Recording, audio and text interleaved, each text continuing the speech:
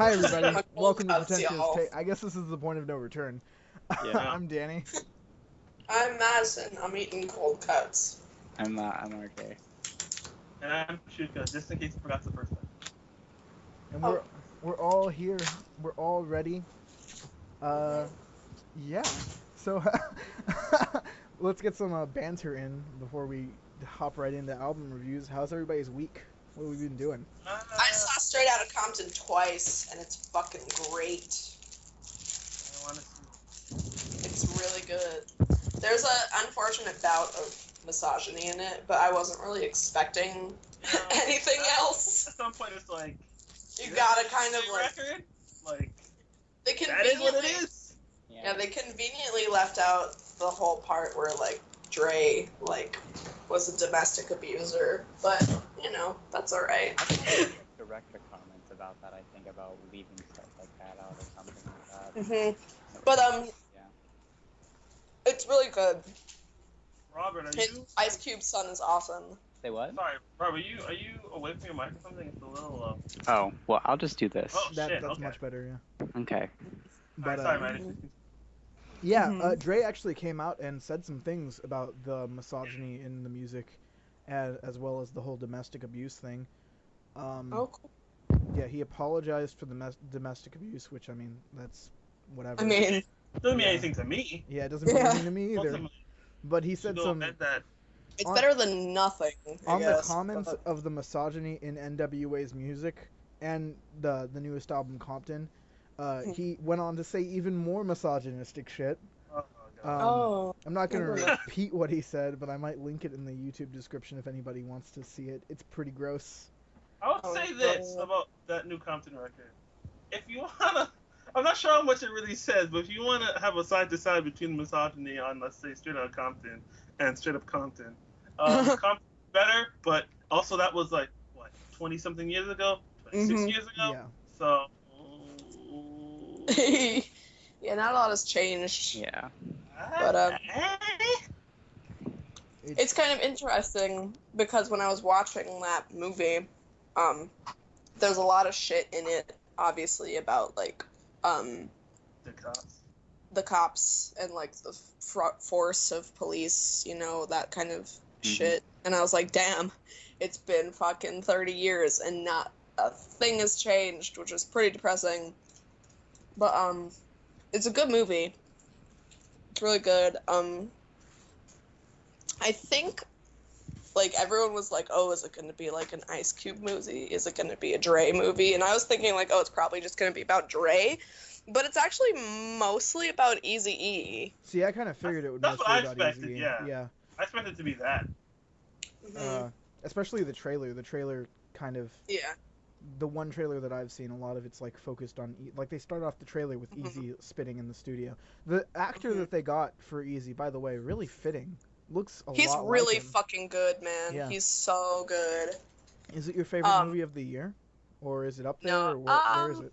I don't know. Mad Max is amazing. Eat Mad Max. I still haven't But- seen. I haven't seen it yet, but I know. Yeah. And there's a lot of shit that's yet to come out that I'm really hyped for. But so far as like a not like blockbuster, you know. Well, I mean, it kind of is. It's a studio movie, but you know, not like. It's not a summer movie. It's a actual. Yeah, it's like, not as big. Yeah. But so as far as that's concerned, it might be one of my favorites. But it's not my favorite indie movie, and it's not my favorite summer blockbuster. But it's like definitely in my top 5 so far. It's really good, and Ice Cube's son plays Ice Cube, and he's really fucking good. It's Ice Cube. I didn't know in it was the movie? his son for a minute. Ice Cube is not in the movie. Okay. I think there is one cameo, but I forget who it is. Do they touch at all on like the people associated with NWA, like Suge Knight? Oh, or... fuck yeah. There's Okay. a huge Suge Knight. Like, What to say? Wait, he's hold on. in the like, he's a major character. Can in I the stop movie. you right there, Maddie? I'm sorry. I can't let this go. Okay. How do you say that again, Danny? It's Suge Knight. I said Suge Knight, like Okay. I'm Sufjan. sorry. I couldn't. I would have like some hard questions for myself later at night. See if like where should I go? You don't go that way. He's your friend. It's You just Suge. leave him like yeah, Suge. Suge. Yeah, he's a major character in the movie. I won't go into that. He's a And character. then there are also some cameos from our other West Coast rapping friends. Is there a dog and or a Mac 10 in this movie? Any of There is one of those. there's a Like, dog. does like how far into like NWA's like is it just solely about NWA the group and then whenever they disbanded obviously, or does it go Yes. further about like the shit between like Dre and like Death Row and like all of that like? Yes, to all of the above. Okay, so it does go A like lot happens okay. in the movie, and it's basically mostly about.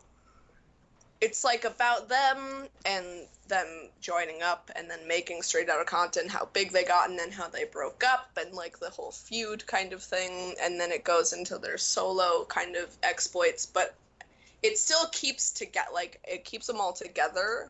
Yeah. Like it doesn't like show like it doesn't really show Dre making like the Chronic or anything. Like it does a little bit, but not really. It's the heart of the movie is still about the relationship between the members of NWA, what they did. But yeah, no, that being said, Suge Knight is a huge character in this movie, which is really interesting. I think he's like actually suing or something. The studio. For defamation of character? Yeah, something like that. Nah. Wow. I didn't know you could do that. It sounds like there's a lot of fan service in this movie, which is kind of nice to hear. There is, but it's like it's so good. It's not like annoying fan service. It's just like I'm a huge advocate of fan service. Like honestly, like I like the Resident Evil movies, even though they're shitty, just because. Oh look, that's a name I recognize. I like it if it doesn't take away from what's going on, and in this case, it doesn't, because in this case, every single thing that they show is important to the plot. They don't just like. There's one thing that there's a couple of things with like Snoop Dogg and Tupac that they like are kind of fan servicey, but it's cool. Okay, cool. Yeah, I don't think I like fan service. I just realized that. It's good. It's a good movie. And there's a whole sequence in the middle where they're like talking about the diss tracks between NWA and Ice Cube, and it's just fucking delicious to watch. It's so good. There have been a lot of Ice Cube basically took them all on himself. Yeah. That's the point. And he fucking won basically. Like he railed them. They just had to sit there and take it. For those of you who don't know, I'm sorry to cut you off right here, but Maddie's Skype icon is Ice Cube. So take that in with a little bit of consideration. She does have a bit of a bias. I love him, but no, like even in the movie, like you see. But it's hilarious because MC Ren and Yella aren't as in the movie. Yeah, and I know that MC Ren is kind of mad about it, but Ren, I'm mad about it, man. Right. I didn't. What even about know Yella? That. He makes it a cappella. Come on. Yeah. Okay, Yellow, I understand, but Ren? Come on. Yeah. Ugh. I don't know. It's already like a 3-hour-long movie, you know. Jesus Christ. Yep. I don't know if it's actually 3 hours. It's some. It's. That's long. I heard it's like 2.5. I think. Yeah, 2.5. Oh, I was about to say. Keep put that in perspective, though. Like Transformers is like 2.5 hours. Yeah. That says a lot about how action movies have gone. Just so bloated. Yeah, So this is a biopic, basically chronicling one of the most influential like musical acts of the last 25 years. Yeah. And then the other is just a shitty robot movie. Yeah. Which is way too long. I actually saw the newest Transformers in theaters because I heard that there was. Now I have a reason. I heard that there was going to be Dinobots, and I was like, I don't care how stupid the movie gets, as long as I get to see Dinobots in a motion picture, I'm okay. Yeah. Because like I said, I like fan service, and Dinobots were my favorite fucking things, and awesome. they were in the movie for about 5 minutes of the 3 hours. So like, yeah. I'm not joking. I waited 2 hours for them to show up. They showed up on screen for about 5 minutes, and then I just left. I was like, there's nothing more in this movie. I'd rather go home and like not even think about the fact that I spent money on that Michael Bay film. My friend is a really big fan of all things Transformers, so he goes. He's not happy that he goes, but he goes. Sometimes you gotta say like, no. Optimus Prime is in a movie, so I have to go. But yeah, I am not on the Transformers wagon. I I'll like watch the Transformers. animated movie. Like, I don't like the movies, but like Beasties was a big part of my childhood. Like Beast Wars, I watched every damn episode of Beast Wars. Anyways, Anyway, Straight Outta Compton is good, and that was my week. Awesome. I just watched that movie, and that was all. All right. I also listened to a lot of St. Vincent. I don't know what happened, but yeah, I feel you. I've been listening to a lot of like. Saint Vincent. Do you guys ever just out of nowhere just you like an artist and then you kind of forget about them and then you kind of rediscover them and then you listen to their entire discography again? Radiohead. Like, kind of revisit them. Yeah. I was doing that recently with Death Grips. That not that I forgot about them, but like yeah. Obviously I can't forget about Death Grips. They're like my favorite band, but like I haven't like really listened to their shit in like a while. Like I saw them at the concert and then I listened to the Powers That Be again and then I just kind of drifted off. And so then I finally decided to like revisit their discography from like front to back and actually just like try and put together what really is my favorite album out of their discography. And so yeah. What is the answer? The answer is No Love Deep Web. No Love Deep Web is definitely my favorite. Interesting. Right. Dark Horse. A lot of people don't like that album. I thought that album was alright. A lot of people don't like that album. I don't know why. Like, there are a couple stinker tracks on it, definitely, but like every Death Grips album has a couple stinker. There's not a perfect Death Grips album. Like there isn't. Like, it wouldn't make sense. That's like antithesis of Death Grips in general. Like there are a lot of there's usually one or two tracks per Death Grips album where you just can't feel it at all. I feel like everybody has their one or two if they're a Death Grips fan. Obviously people who aren't Death Grips fans don't like Death Grips, but that's true. Well, I don't know about that. You have a point. I just really like the minimalist like take to No Love Deep Web, where it's just one synth, occasionally a sample, and then Zach on drums, and then Ride, and that's just it. I like that a lot. It doesn't feel, it's got this really like, bare. Yeah, it's bare, and it's it's really industrial. That's probably one of their most industrial albums. And on top of that, it almost feels like 80s no wave to me, except like it's hip hop instead of punk music. And so I really, really dig that. Plus the lyrics are fucking nice. I like it. It's my favorite Death Grips album without a doubt. So it's probably my third. See, a lot of people put it like behind government plates and shit, and I just don't get that. I don't get that. I'm not like really that reverent for Death Grips. I like them a lot around the Money Store and actually know the Deep Web, but I think Deep Web is way better than Government Plates. Yeah, it is. I agree for sure. Government Plates has some great tracks on it, I think. Too much going on in my opinion. It's like, alright, I can't even keep track of what's it's going on. Like the antithesis to No Love, which is like incredibly bare. Like Government Plates just has a lot. And in a way, so does Powers That Be, but I feel like Powers That Be really pulls it off, whereas Government Plates kind of stumbles. Yeah. But anyways, that's enough Death Grips. I guess I'm talking about my week now. I've been in anticipation for Fallout 4. I've been playing a lot of New Vegas. I fucking love that game. This is like my 10th playthrough, I think. And and that's not saying that I've beaten it 10 times, but I've played a good chunk of it. Started it. Yeah. I've played it 10 times. I've started it. I love it. Like I've played I've gotten like halfway into it. The thing with New Vegas I find is I have to be in a mood for it, but when I'm in a mood for it, I cannot stop playing that game. And so I agree. That's me. Yeah, I modded. I finally have a gaming PC, so that's pretty notable. I modded it to fuck and back. It looks gorgeous. It's got a lot of really cool content in it. I'm doing like a stealthy run, which I've never done before. That game still feels fresh, even though it's like 5 years old now, which is awesome. Yeah, it's really, so good. Really good, and I'm really excited for fucking Fallout 4. So, well, I'm gonna put an asterisk there though. yeah. If we're talking about straight up gameplay, let's be real here. Like the straight mechanics of like combat. Like, you have to like, there's a suspension of disbelief with like most Bethesda games. Well, like, all right, combat's not. It's not. the That's not what I'm combat's here not for. great. I've been playing on a hard mode, so a lot of this has been it feels tactical in a way, which because cool. I'm playing it. This is the first time I've played, and I have no companions as well. Companions break that fucking game. I've realized they make it. I usually real never. easy. I've never actually played with companions I in like any having Bethesda friends. games. I did in one playthrough of Fallout New Vegas, and I played with Arcade I've never actually for a gotten Arcade. while, and then I don't like companions. Like I like going solo. I don't know why. I'm a lone wanderer kind of gal. It's the atmosphere. It's Mhm. conducive to like. That's why Elder Scrolls Online is just the stupidest idea to me.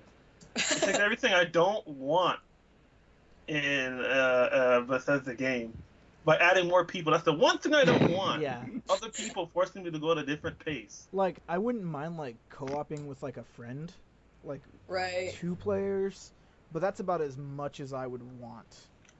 And that's just because Yeah. it's something to play with a friend, not necessarily. It doesn't need to be added. It's not going to affect my enjoyment of the game. No, agreed. And Like it'd be cool to like if we like went and like did some scavenging, playing around, but like I don't know. yeah, I hate myself. Sorry. No, I'm just imagining, like Fallout, like just as like a multiplayer game. That would just be Mad Max, really. yeah. That would just be I Mad think Max. it would work for Fallout. I think, except not like Bethesda's Fallout, like Obsidian's Fallout. Like New Yeah. Vegas is filled with factions and fucking. So is 3, but like the factions in New Vegas are better. And it's got a Mad Max feel to it, and yeah, that shit would Yeah, be nice. for sure. Fallout Online would be good if done right. I Well, they think. tried to do that for like Yeah. years. Yeah, they years did. upon years. And then Bethesda was like, "I'm gonna sue you." Shut it down. Yep. That That's not really fair. sucks. Sorry, Interplay. Other than that, not much. Just listening to a lot of music. Oh yeah. One last thing. How bizarre. One final thing. I recorded an EP on a cassette recorder that I got at a yard sale, and Oh, the sound quality. It's got a very Daniel Johnston like sound to it. I'll put that up sometime, I'm sure, if I feel like it. Excellent. But it's cool. It's really cool. I've been like I've been like concealing it at like the park and shit and doing field recordings. I've like Oh yes, I know that Yeah. feeling. I've Yeah. like 6 hours of field recordings like on just a cassette tape, which is really cool. And I have the hardware and the software to put that shit onto my computer and convert it to MP3. So I've been sampling some of that. And that's the most productive thing I've done all week. So yeah, Excellent. I'm done with my week. I'll Chewie? pick Who's it up. next? You want to take it or I'll take it? Yeah, I'll pick it up. Cause my week hasn't been really too much. Just playing a good bit of Street Fighter 4, and listening to some music. Not too much really new besides dabbling in recent albums and the albums that we are going to talk about later. And I finished watching. I finished watching JoJo's Bizarre Adventure. I've been rewatching JoJo's as well. And I've been rewatching it too a little bit, but I have not. Is this an older anime? No, it's new. It's- It It's was. really new. the It's new? anime is new, Yeah. Oh, but okay. the manga goes to the 80s. It's still Okay, going that's what I on. thought. Cause I was like, Oh. like all of a sudden this shit just like hit my dash, and I was like, what is this? Yeah. But it looks dated at the same time, so I had no idea. But Yeah. now I have clarification, so I understand. But yeah, I love JoJo. What's your and favorite love season? Street Have we Fighter. like? My favorite? I don't know. I think Stardust Crusader is my fave. I really like Stardust because it has like a Monster of the Week aspect to it, but I think Battle Tendency is still my fave. Should I watch this anime? Yes. Alright. It's so good. It's a good many- anime. How many seasons are there? There are 4. Oh, that's not bad. Yeah. Is It's it only- ongoing or not? It's still going. The season 4 ended, but the manga's still going, and I think are they following the manga at all? Well, the manga is on like part 8. Yeah. But I don't know if I think part 4, like them animating part 4 is like It might happen, it might not. With the success, it's definitely gonna happen. I mean, Yeah, I think JoJo's it's is gonna fucking huge. happen. Yeah. That is true. But I'm at least hoping. But and that's really it, really. So not too much going on with me. Cool. Let's get to my week then. Excuse me. So other than battling this fly for the last 10 minutes, I've been kind of busy, I guess, for someone who's like unemployed, I guess. I don't know. I was working on an EP for like 2.5 weeks. It's good. I listened to it. Thank you. Just now. I dig that. Basically, what happened was I finished one like 2.5 weeks ago, and then I had an idea or the concept of something, and I'm like, you know what? Fuck it. So that I started working on immediately after. Like it wasn't that new one I did last, like what was it called, Transit, like 2 weeks ago. That wasn't even like a day in the ground before I started working on new material. And so I had to do a bunch of like I had some recordings from before on like one of my older EPs, including stuff I had where I hid all of this I recorded through an iPod. So it's just a lot of making do with what I've got. So there's like I had a lot of recordings from having it near a car, having it in a mailbox, having it near a Walmart, and some other samples that I've just found that were free, and bending other samples and cutting samples to make them slower and to obscure them so they don't even sound like the original sample. A lot of weird sort of I wonder how far I can take this kind of attitude. So sounds like a good time. Yeah. Well, in words, in theory. In a way, like, cause I don't know, it depends. I feel like when you're making your own music, it depends how far you want to go to achieve what your goal is conceptually. So I was like, cause for those of you who haven't heard it, the whole concept is it's a bunch of videotapes. It's a bunch of posterity videotapes. So not every song. Most of the songs begin with like a tape going in, and in the end begins with a tape rewinding and stuff like that. There's like static. On certain, there's an effect that I used in my Radiohead cover that took like 2 hours to get right because I'm like this has to sound exactly how I want it to sound. Because I was trying to get like interference and tracking and static in the middle of the song. So that was a little challenging one, not too crazy. And so I released that I think Thursday, and that was good. Sorry. I was writing a review for that EP actually for the site, but then I was really like, yeah. But then I thought about it and I was like, this might come off as too circle jerky. Yeah. It might be a conflict of interest. But actually, I let Danny listen to the original version of it before I did like the final masters, and then I added another song, and then I fucking added other elements of other songs, and mixed everything up, and it was like I'm like, all right, it's 85% done. I told Daddy, and then by the time I finished, there was like at least 30% of like additional content or work that I put into it. Yeah. So the difference between the beta tapes and like the final like EP is actually kind of astounding how you did that in like such a little time. I'm like, all right, wow, this is too thin. All right, that one song you told me, you're like, oh, I'm not gonna say what song it is because I don't want people to like, oh yeah, that song. I can see what you're talking about, but you know the song I'm talking about, right, Danny? No, don't say it, but it's the one with the drums. Yeah.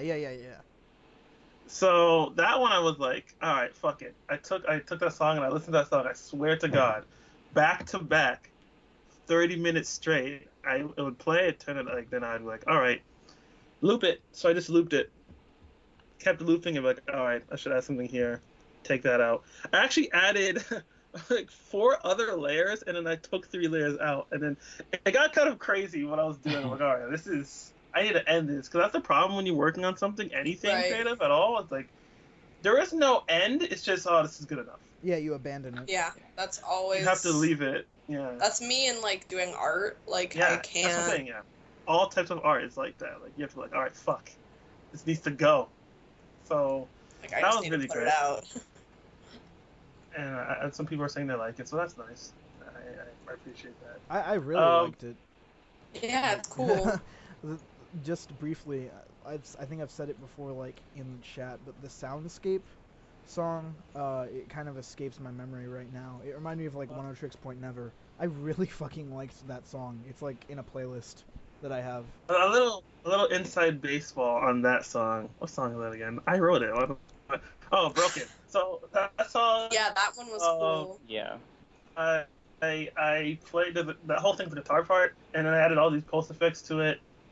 And there's actually another guitar in there. It's just I purposely mixed it so that you can only get hints of it, but you couldn't really tell it's there. And there's actually an Arcade Fire sample in that song. That's what it is. God damn it! I thought it was like an Arcade Fire. I thought it was like Radiohead. I was like, I know what this is. It's in my mind house somewhere. It's actually awful sound. All right. I'm glad that I can rest now that I know what it is. Thank you. I don't know why I thought it was Radiohead. Probably just because the Radiohead influence. Oh yeah. I should probably mention that. Basically, Radiohead has been like ever since I started writing music this year. Because this is like my 5th EP or something. For whatever reason, because I'm a huge fan of Radiohead. I think we are a pretty big fan of Radiohead. But for whatever reason, I've been looking at when I'm making stuff. I'm like, man, I kind of wish I sounded like this. And then inevitably, like, it's gonna sound like Radiohead. What the fuck? All right, I'll do something else. And it kind of sounds like Radiohead. I'm like, all right, fuck it. So I'm just running with that. But enough of that. The other thing I did this week, I continued with the album list. I have a 90 meg, which is basically the top 90 albums, my top 90 albums. Slowly inching through that, but it's kind of hard because I'm trying to think of something like significant to say about each album, and sometimes some albums don't really need it. Yeah. So it's like, I don't want to sound too bare, so that's been kind of a balance. And then, probably the most exciting, you'd think the EP coming out was the most exciting thing. No, it wasn't. Randomly, the fucking fools in Japan at Capcom decided, hey, why don't we just put the beta up for Street Fighter V without telling anybody again? So I was on like some forums. They're like, "It's up." What do you mean it's up? I didn't even have a second to wait for that person's reply because I went to my PS4. and I played like 11 matches, and it's glorious. It's. I played it at Comic-Con, and it's a good time. It's so good. It's a really good time. Here, like, fucking.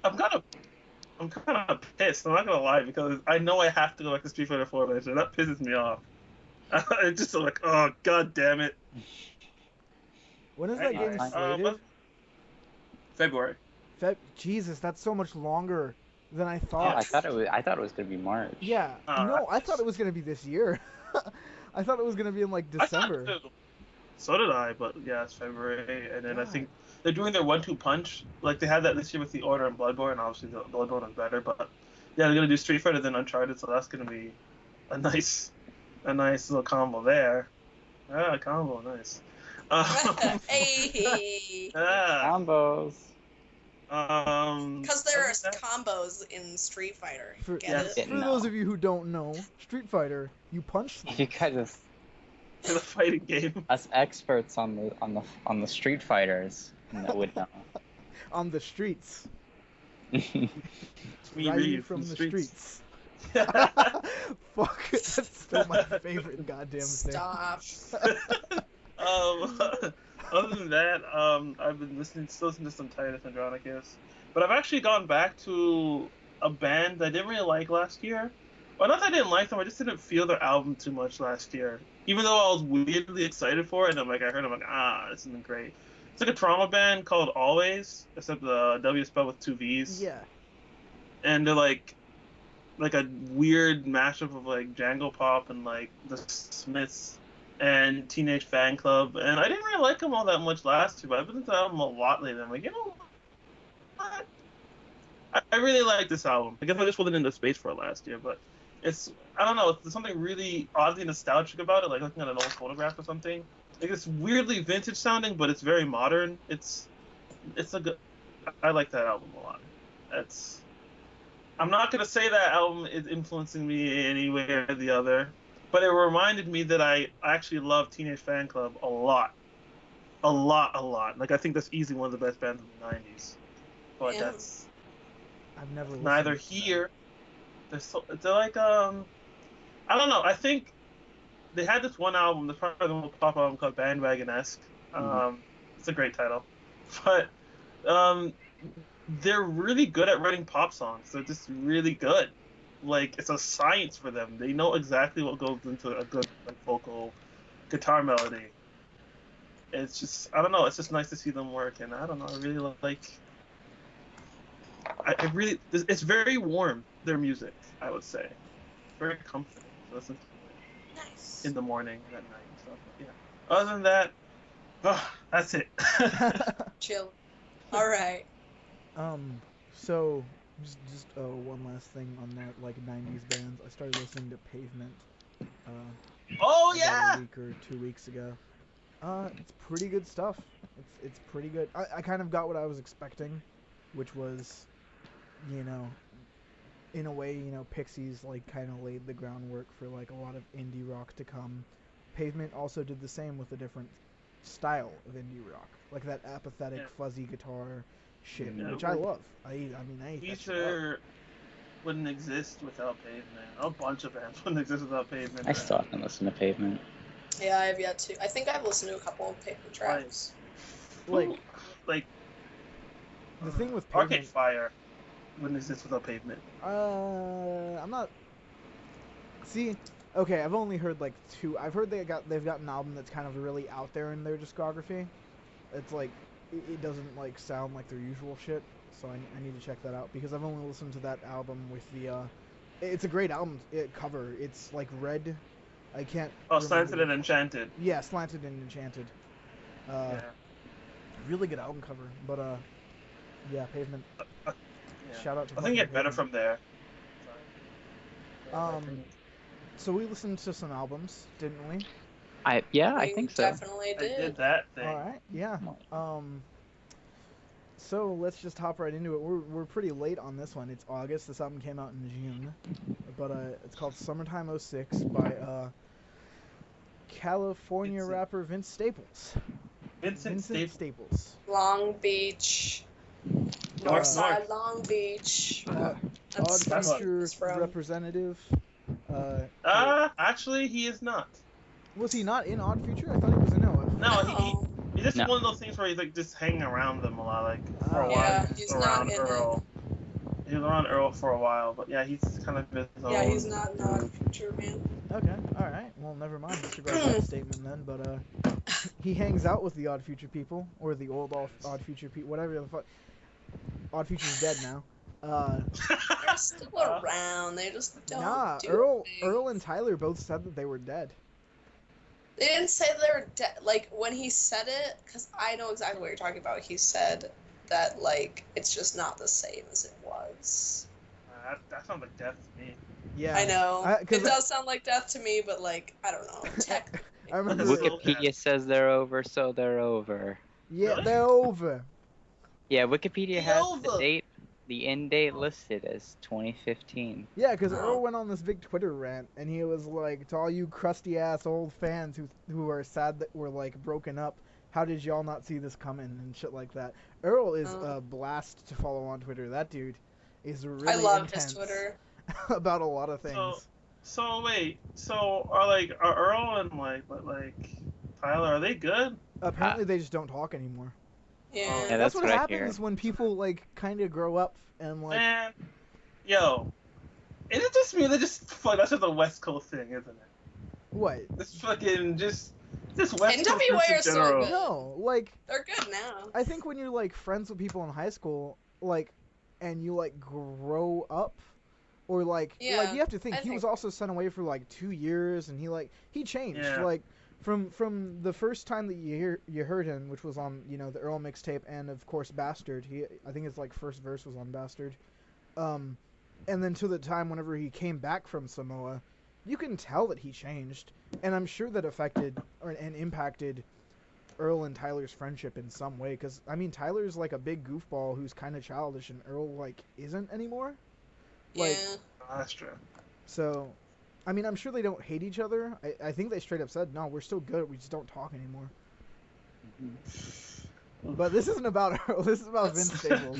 That's some real life shit, man. So Vince Staples, who wants to start this off? I will. All right, take the stage. Okay. So basically, with this album, two things.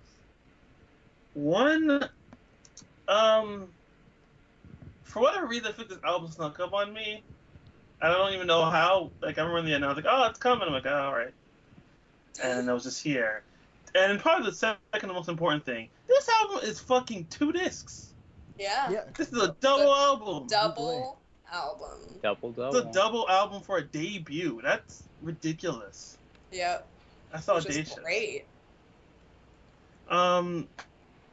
I feel that upon like the first listen, it's kind of hard to sit through it all just because there's a lot. But I mean, it's a double album, but it's still only like, I don't know, 60 minutes isn't horrible. That's not horrible. That's long still though. I Compared guess. to like, if I were to come from another hip hop album, like this is kind of a long album. But I think he makes use of it mostly. There are some songs that are like, okay, this is, Yeah. I don't really need this, but you get he gets a lot of mileage. Like, to me, it sounds like when Vince Staples is when he's spitting, it sounds like he's spitting to like, oh man, I have like a day's worth of material to get through.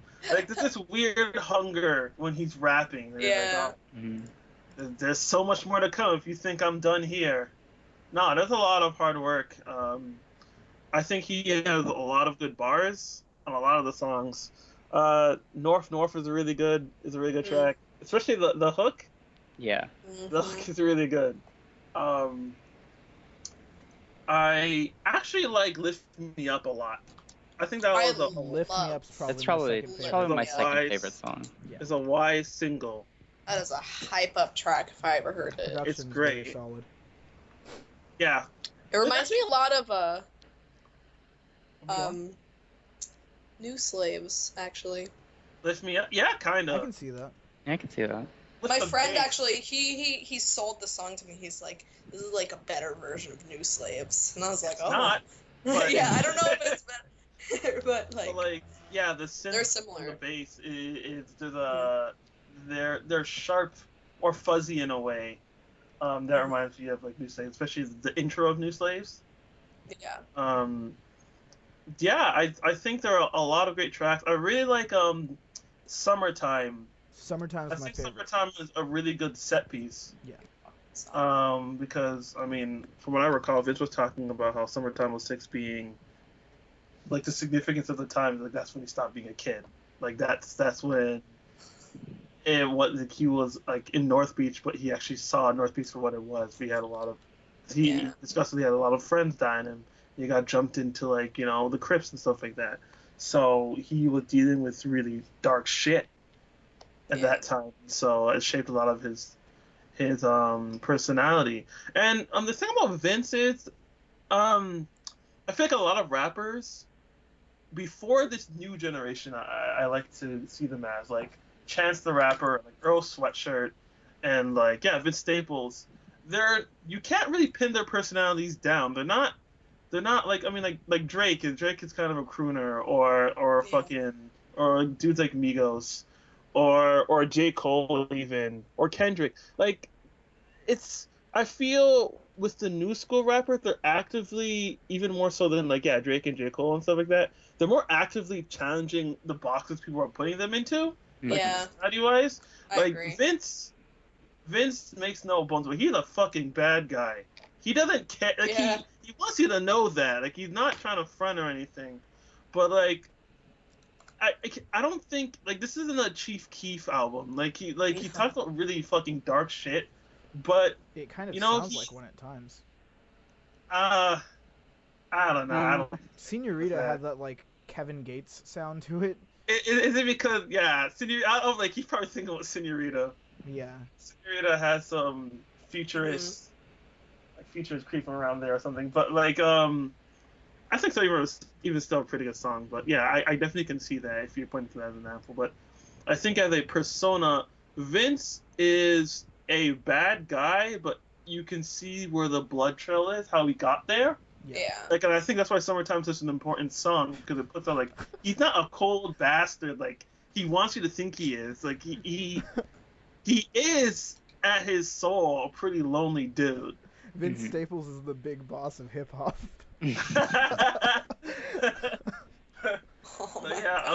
Fucking "Summertime's" really important because it casts everything else out. With okay, or if this is his core, all right. So these are the songs of the exterior he puts up, and these are the songs where you can see that kind of breaking when you talk about stuff like Loca and Let Me Know.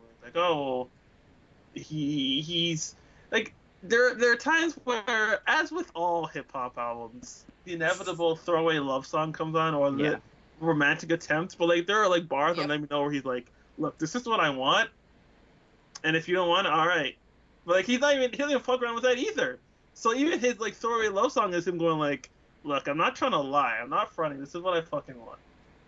Yeah. Are you down or no? And I appreciate that it's not that one song that fucking Schoolboy Q had last year.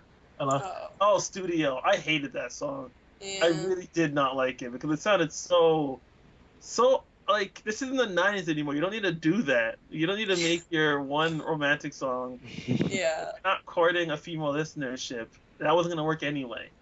So I really appreciate this album in general, how it really is evocative of who I think Vince Staples to be. I could be wrong, and he could be fronting, but I don't think he is. And I think there's a very genuine, he's a very genuine new talent with a genuine personality. So if I hear him on a track, I'm like, oh, there's Vince Staples. Mm-hmm. Yeah. See, I've seen.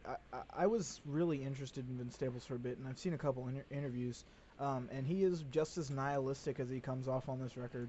I mean, in person, he's just a very... There's a certain, not only an aura, but, you know how you can kind of, look in someone's eyes and, in a way, see, the kind of attitude they have?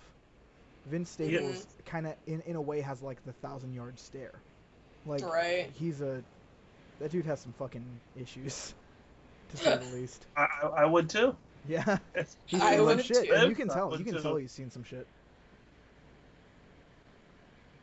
Poor man. But yeah, that's kind of what I have to say about Summertime 06. Right. So I'll pass it off to someone else. Who else wants it? I'll take it. All right, there you go. I was very, very interested in Vince Staples' debut for a while. Whenever it would come out, I didn't know when it was coming out. So when Chewy, in the middle of July, kind of dropped it on me that it was out and he was listening to it, I was like, "What the fuck? That album came out?" Much like Chewy, it snuck up on me. And my relationship with Vince Staples is I really liked Hell Can Wait. I really, which was the EP he put out before this. I really loved his features on all of Earl Sweatshirt's songs. I just thought he sounded hungry. He was in my opinion, he really just fucking stole those tracks from Earl on a lot of the tracks. He did. I think his verse is probably my favorite off of Doris. The dude, I was really, really anticipating his debut. So when I did finally get around to listening to Summertime 06, I was honestly kind of disappointed. My expectations were, knowing Vince Staples from interviews, knowing the things that he was going to be talking about on this album, Vince was going to be spinning a very gritty fucking album about living in the hood and, the West Coast and that coming of age tale that a lot of hip hop artists like to tell. Except his was going to be, gritty and violent, and it was going to go into detail about, some of the nasty shit that he saw and how it turned him into this. And, obviously there's got to be some character to this. I'm sure he isn't as villainous as he spins himself to be. But right. in many ways, it kind of reminded me of a more serious, less comical MF Doom. In the sense of this guy is a supervillain. He's a plotter and he's a schemer and he fucking, in this tale, the good guy does not win, and Vince comes out covered in blood, and that's what I was expecting, and that is most certainly what I did not get. First of all, let me go ahead and say that the production on this album is fantastic. The production on this album is definitely the hitter for me. I like damn near every instrumental on this record. It sounds like it reminds me, I've been saying this a lot, and I'm not sure if that's because I've been listening to him a lot or what, but it reminds me of One O Tricks Point Never, and those like dark wave like style artists. Yeah, kind of reminds me of Burial. For sure. There's a mood here. There's a very dark. Kind of like with Earl. And even King Earl. And honestly, I think the production on this outshines Earl's production. One of my favorite things about absolutely about that Earl record was the production. And there are songs that aren't necessarily bumpers, but feel like bumpers, like fucking 3230. A lot of the percussion on this record is just hitting and punchy, and it's nice. It's real good. But I also feel like in places, the production should be more fitting towards Vince's flow and how he's spitting things. See, for me, I feel like Vince just his voice just comes off as straight up obnoxious on a couple of these tracks. He's reaching into a higher tone, which he kind of did on Hell Can Wait. A louder tone, kind of like a Migos style flow, where he's like yelling a bit, like a Waka Flocka, not like yelling like Ride yells, but like he's being a little loud, and a lot of the production just doesn't complement that. Like, you have this, incredibly introspective style of production that a lot of like rappers who are in their quieter register are using, except Vince is fucking hyping all over this shit. And for some tracks where it is hype and his voice is doing that, it works fucking well. But for a lot of the tracks where it's lower and quieter and Vince is just yelling, it doesn't fit. Like, in my opinion, there was a track. Sure. There were a couple tracks that I just had to skip because they were like annoying me. Like, I would get halfway through it and I'd be like, I get what this track is doing, and like the first time I listened to it, I didn't skip through any tracks, but my second time is where I kind of go in and like I try to tackle it from like what's pleasurable, and there were a few tracks on this album that like reached out to me and I was like, wow, this is good.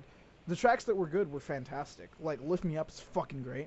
I like Jump Off the Roof a lot. I like Summertime a lot, and Like It Is an incredible track where Vince tells the story of like, this isn't just about me though, this is about my family, and he says how he he saw his dad sell crack rocks and then get arrested for selling crack rocks. And yeah, that was a rough one. Yeah. He talks about some very rough shit on that track. A lot of these tracks he talks about some very rough shit. And then other times he's like, like you said, Chewy, on like Let Me Know, Birds and Bees. He's kind of going for this more like sex rap vibe, except it's not working in like the context of the album for me. Like, and I'm sure a bunch of this has to be like personal preference, but like some of these tracks just felt out of place. Like, and I'm not sure if that was the track, if those were the tracks where he was trying to be grittier that were sounding out of place, or if those were the tracks where he was trying to be more like a club bumper that were sounding out of place. Right. It didn't feel cohesive to me. And it certainly didn't feel cohesive as, like, I don't think this needed to be a double album. I think had he trimmed the fat, gotten rid of the tracks that weren't so strong, it would have been more consistent, more fitting.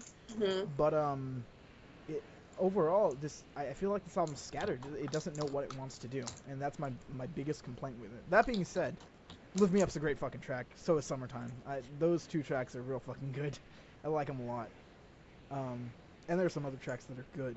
But those are my views on this album. I'm not really feeling it. Fair enough. I personally, I had never really heard of Vince Staples beyond his collabs. I hadn't heard his EP, and I didn't even really know this was like a thing that was happening. So it was kind of a sleeper, and then all of a sudden, from all of my friends who are into hip hop and stuff, they were like, man, you gotta listen to this Vince Staples album. You gotta listen to this Vince Staples album. It's so cool. It's so good. And so I was like, now I'll finally listen to it, and I gotta say, I really like it, personally. I think it's better than Earl's album, only because, I mean, I really liked Earl's record this year, but this subject matter was kind of almost a snoozer in that one to me, and this is kind of a story that I really like.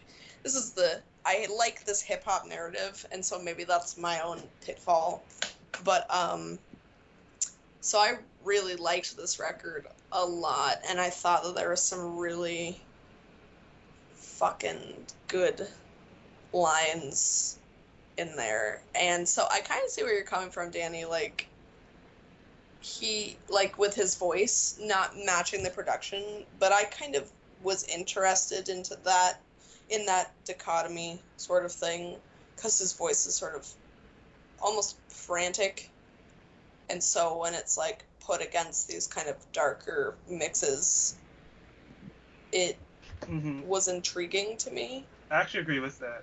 I liked that. Yeah, like, I understand that viewpoint completely. It's like, it's totally an opinion thing. That's a taste thing, yeah. That's subjective.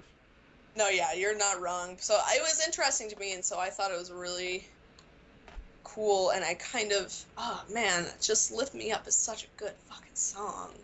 And I really love the song Dope Man, too, with the female... I was gonna say, Dope Man had a sick beat. Yeah, Dope Man is fucking awesome, and that hook, I don't remember who the chick is that sings on it. It might be Kilo Kish. I thought it was Kilo Kish. It's Kilo Kish. Oh, yeah, G-Nyko is on a Let Me Know, my bad. Yeah, she's really good. Kilo Kish is on a few songs, actually, on this one. Yeah, and so I thought it was, I love that song, and I liked a lot of, like, the, what is the word? Conflict. Oh, man, help me out here.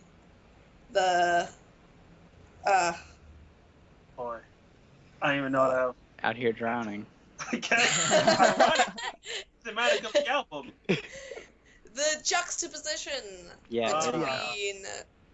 Like, there's a lot of juxtaposition in this album, not only with his voice in these dark beats, but also, I mean, the record's called Summertime '06, and it's sort of like, just that, like, that title makes you think of, like, oh, Summertime '06, like, he's remembering good times, and then you're like, oh, no, just kidding, that's the opposite of what's happening with this. It also doesn't sound like summer, like... No, it does not, it sounds like fucking...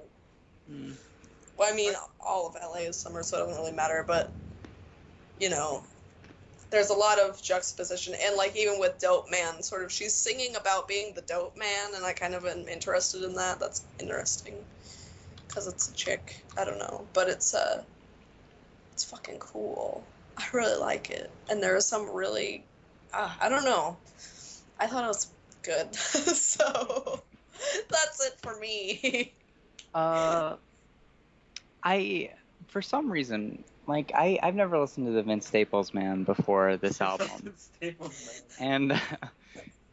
And for some reason, I just thought it was going to be something like Chance the Rapper, because I just thought I was like, it kind of sounded like that name would go with Chance the Rapper, so I was like, oh, okay, I'll go into this. So I was like, oh, this is not what I'm getting. This is not what I'm getting. But you know, I saw the concept of what the record's supposed to be. I thought that was very interesting, and I listened to the album, and Lift Me Up is really great. It's definitely the second best song on the album. And let me think. I thought all the beats were pretty good. There were nothing where I was like, oh, the instrumental's not good. The instrumentals on these are all good, like Danny said. And I could, Danny, didn't you say like sometimes his voice was obnoxious? Yeah. And I got that sometimes, but not really too often. I thought songs like Let Me Know and Loca and Dope Man were really interesting. I really liked the female voices on this album. Yeah. Those are really good, especially Let Me Know. Let Me Know is one of my favorite songs on the album. I thought the first half of the album was really great, but I thought it kind of dipped off in disc 2 with songs like Might Be Wrong and Get Paid. Those songs were kind of just boring to me. Oh, really? I almost forgot about that song, if I interrupt you, but Might Be Wrong. That's actually a really good track in my opinion. I can't forget Might Be Wrong just because of the feature. Yeah, it's wow. It's Yeah, really, that his. it's really good sample. Yeah. Yeah. Oh yeah. It's a good name.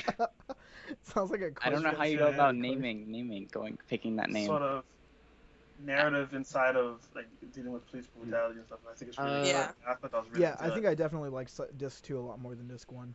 That's interesting. Yeah. I'd be hard pressed to choose. I really liked this record. I would say disc 1. I wish I could talk about it. Like, I should have done more preparation because I have nothing interesting to say other than it's awesome. But there's a lot going on in this record, I think. Yeah. But yeah, summertime caught me really off guard, and I was like, oh, this is sad. Yeah. Yeah, Jesus, it was very sad. It was actually more sad. Like, sad songs. I'm like, this is sad, but I was like, oh, this is really sad. Yeah. I'm feeling something here.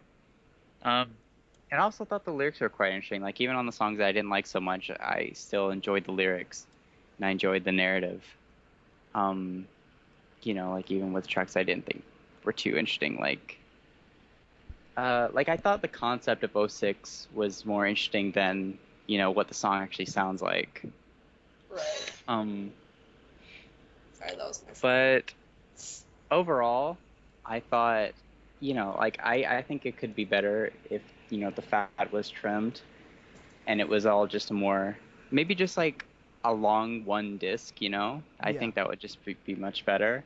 Yeah. But overall, like I still thought it was a pretty good album, and that's what I think. Mm-hmm. Summertime's really great. I just want to say that again. Summertime is really great. Summertime's my favorite track on this album, hands down. Yeah. I gotta tell you, oh, you go. Oh, I was about to say, I really like the idea of Like It Is more than the actual like songs. Like, I really enjoy like the story that he's telling, and it really hits me in all those fucking emotional heartstrings. But like, he sounds bored on it. I feel. Good. I'm like, don't say feel. Yeah, I wasn't gonna say that. God no, it isn't like 2013. Thank God. It's feelsy. It's a feelsy track. You're listening to Pretentious Taste. I gave this record 8ers out of 10s. Jeez. But anyways. Oh. Anyway, Maddie, what were you gonna say before I cut you off? What was I gonna say? It was really interesting listening to this album after seeing Straight Outta Compton. Oh yeah, that was been I bet that was fitting. Yeah, actually, it was. I have one connection, but I'll wait till we're close. Well, I mean, Dope Man. There's a song called Dope Man on NWA. He says "fuck the police" like a time, and I'm like, oh. He name drops Pimp C in this album. I really appreciated that. Fucking yeah! Shout out. I want to die high like Pimp C is what he said. Yeah. Shout out to fucking Pimp C. Thank you for that, Vince. Yeah. So that was cool, sort of seeing where West Coast rap how it has changed and how it hasn't. Was kind of an interesting sort of history lesson for me. Wasn't Earl on this album at one point? Forgot about that. I think he's on Ramona Park Legend Part 2. Really? Yeah. You sure? I'm very sure. I'm gonna have to revisit that after this. I'm gonna. If I'm wrong, feel free to at me, but. It doesn't say on Spotify. Yeah, it doesn't say he's featured on Spotify. Yeah, he's not like in the feature like on like Prince's, but he's on the album. Well, shit. I completely missed that, man. That's fucking my fault. Is everybody ready for closing statements? Yeah. All right, Chewy, take it away. Yep. I totally forgot. Actually, point I wanted to make, because I've been looking at fucking Maddie's icon forever. So I'm like, one thing that actually caught me off when I heard this, I finished it, I'm like, you know what? This guy kind of sounds like a new aged Ice Cube in a lot of ways. Yeah, a little bit. Like, and I'm like, I wonder who else thinks about this. And then like 4 articles like, is Vince Staples the new Ice Cube? I'm like, all right, okay. So I'm not crazy. One thing also when you brought up Dope Man, another thing I would be remiss to say if I didn't talk about it. I think generally speaking, I love the idea, and okay, let me try and actually work this into a fucking thought. So basically, Maddie was saying that she liked the production on this record more than I Don't Like Shit, I Don't Go Outside by Earl Sweatshirt, and I agree. Because I think both albums are trying to achieve something in similar ways. Yeah. Although I think one is more severe than the other. Like I think Earl intentionally did something a little differently.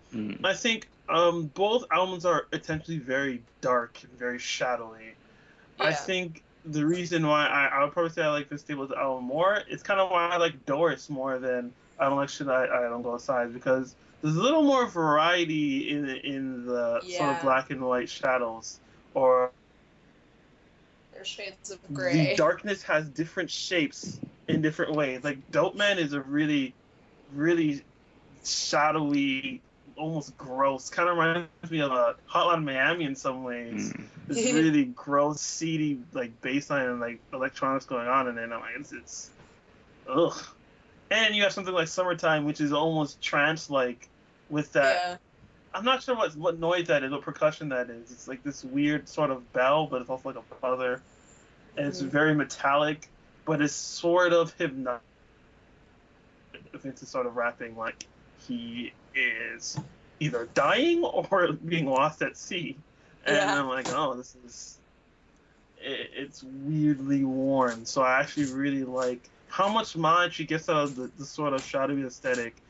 And I think that's one of the things that stood out to me, I think, probably the most when I'm thinking about other albums like it, which obviously brings me to like Earl Sweatshirt and stuff. I think, yeah, it does edge Earl Sweatshirt out in that way. I would give the album an 8.5. I think I would give it an 8.5 as well. I think that's a good solid score. Maybe more like 8.7. Guys, I'm thinking Wait. Man. Next you'll say, I'm feeling a 7 on this one. I'm feeling a 7 on this one. God damn it! I'm feeling a 5. When will we be free of this hell? The 7. Dan? I feel like 7's more like a purgatory. Yeah, it really is. Alright. Fair enough. Daniel. I gave it a 5. Woo! Oh. Ow. I mean, that's right in the Some of middle, those which is how I rounds are feel about this so album. good, though. That's less than Tyler, just so you know. Okay, first of all, I would like to recuperate my Tyler score. I'm feeling a 2 on that one. That album gets so much worse than No. Oh Look, my god. Look, we can all change our opinions, but you can't just go out here and just... No, you can't. Nah, fuck that. Here's why you can't. What? I'll tell you why you can't do that. Why? When I started writing for this other magazine that brought me on as like a freelancer, I gave Indica a 7. Fucking What Indica! I gave it a man? 7. And that thing has haunted me for a year and a half. I sold that album for a bus ticket. I'm not shitting you. I sold it for a bus ticket. And my friend still brings it up. I'm like, I don't know, man. I was having an off day. He has Michael Bolton on the album. Fuck, man. Leave him off me. Shit. So I have to live with that 7. Every time, I don't even write for that site anymore, but every time I go there, if I look it up, I'll see that 7. And that's just how life is. I mean, that's fine. I'm still changing my score. It's a 2. You fucking piece of shit.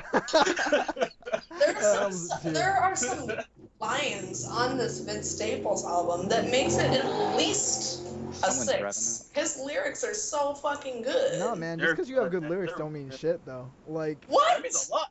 That means a lot. I'm actually on a fucking hip hop record.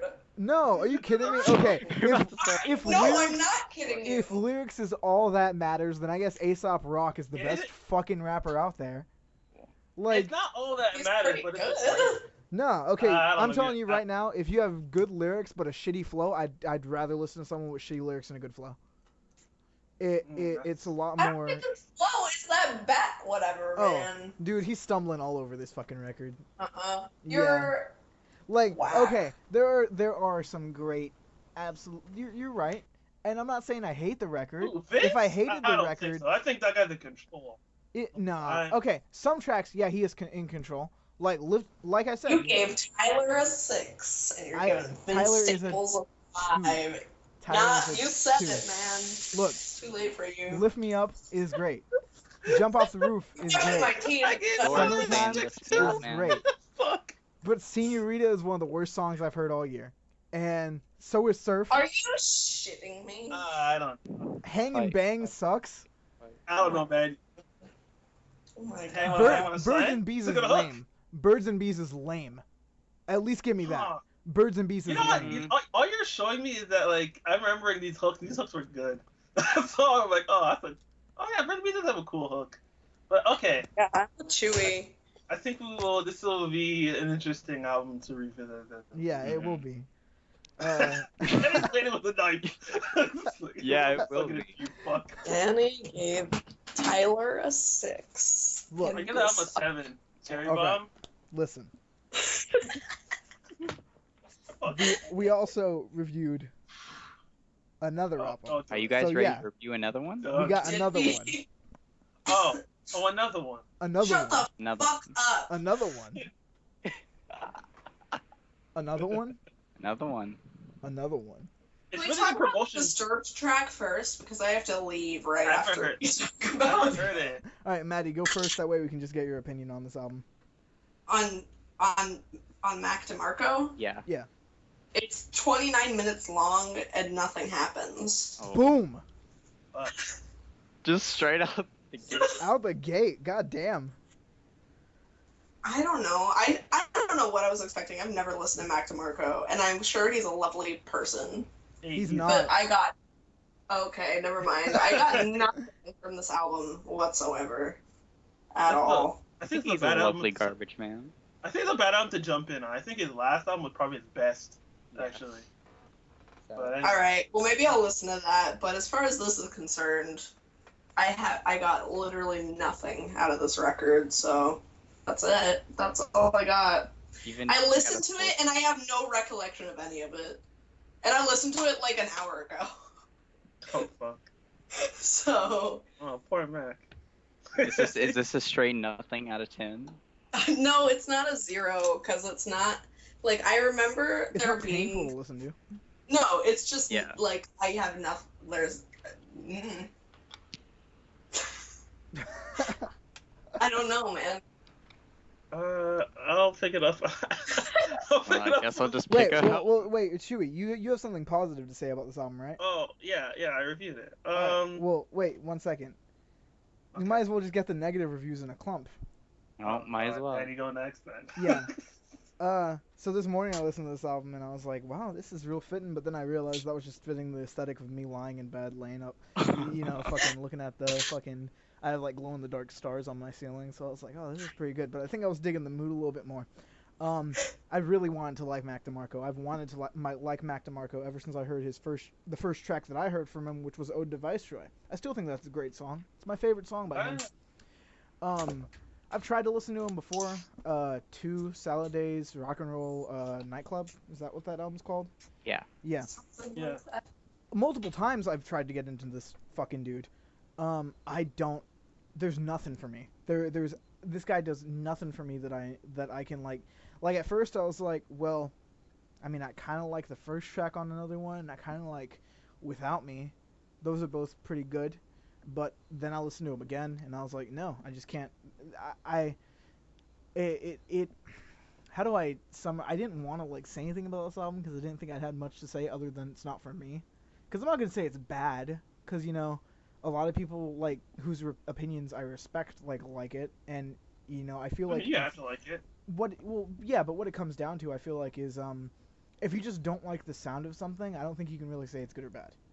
Like, you can say it's not like if something's not for you, if it's not for you. Like with that Frozen Matthew Niagara Fantana Falls. does it all the time. Yeah, like So you can do it. yeah, it's just not for me. It fits I don't know what it is about it. It's really cheesy, I've noticed. And I guess, is that part of the aesthetic? Is that like part of what interests you guys in this? Because I know you and RJ are pretty big Mac fans, right? Yeah. Yeah, I like the garbage man. DeMarco Is is it, a like- lovely trash can. I really like Mac. What appeals in Mac? Is it just the sound, or like is it the campiness in the lyrics? Because I felt like Danny. on 2 he was a bit humorous. Like, at least that's what I got. He was playful. But on this album, it didn't even seem like he was playful. He was just spitting like he's a rapper. He was saying some really, really cheesy shit that I feel like I've heard 1,000 times. Like, Robert. I think he meant this album just to be as a little collection of love songs. That's Okay. like another thing I was thinking, because the title of it is Another One. So I was like, maybe this is on purpose. Maybe he's just being blasé, like, and writing It's this made sort up. of boring. yeah, but yeah, it just every Shit on song sounded the purpose. same to me. Yeah. Every song Same. sounded, and I was like, when I was listening to it again, like skimming through it, this was like my third listen. I noticed that like every song like had the same like structure to it, like. That's kind of how I feel about Earl Sweatshirt's album. And yeah, that's fine. I mean, like I actually did like that album still, but I can. we had different feelings on these albums. Yeah, I can see where someone would criticize Earl Sweatshirt's album for that. Now, we've been talking a lot about Earl. What the fuck is going on? But anyways. Tell I'm waiting for a good fall up the door. This is what I'm waiting for. No, I'm joking. I really like Doors.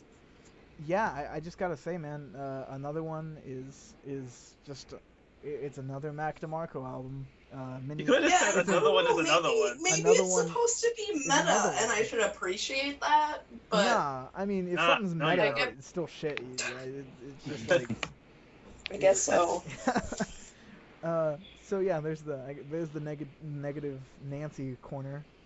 Now, Chewy, Chewy, I interrupted you, so take it.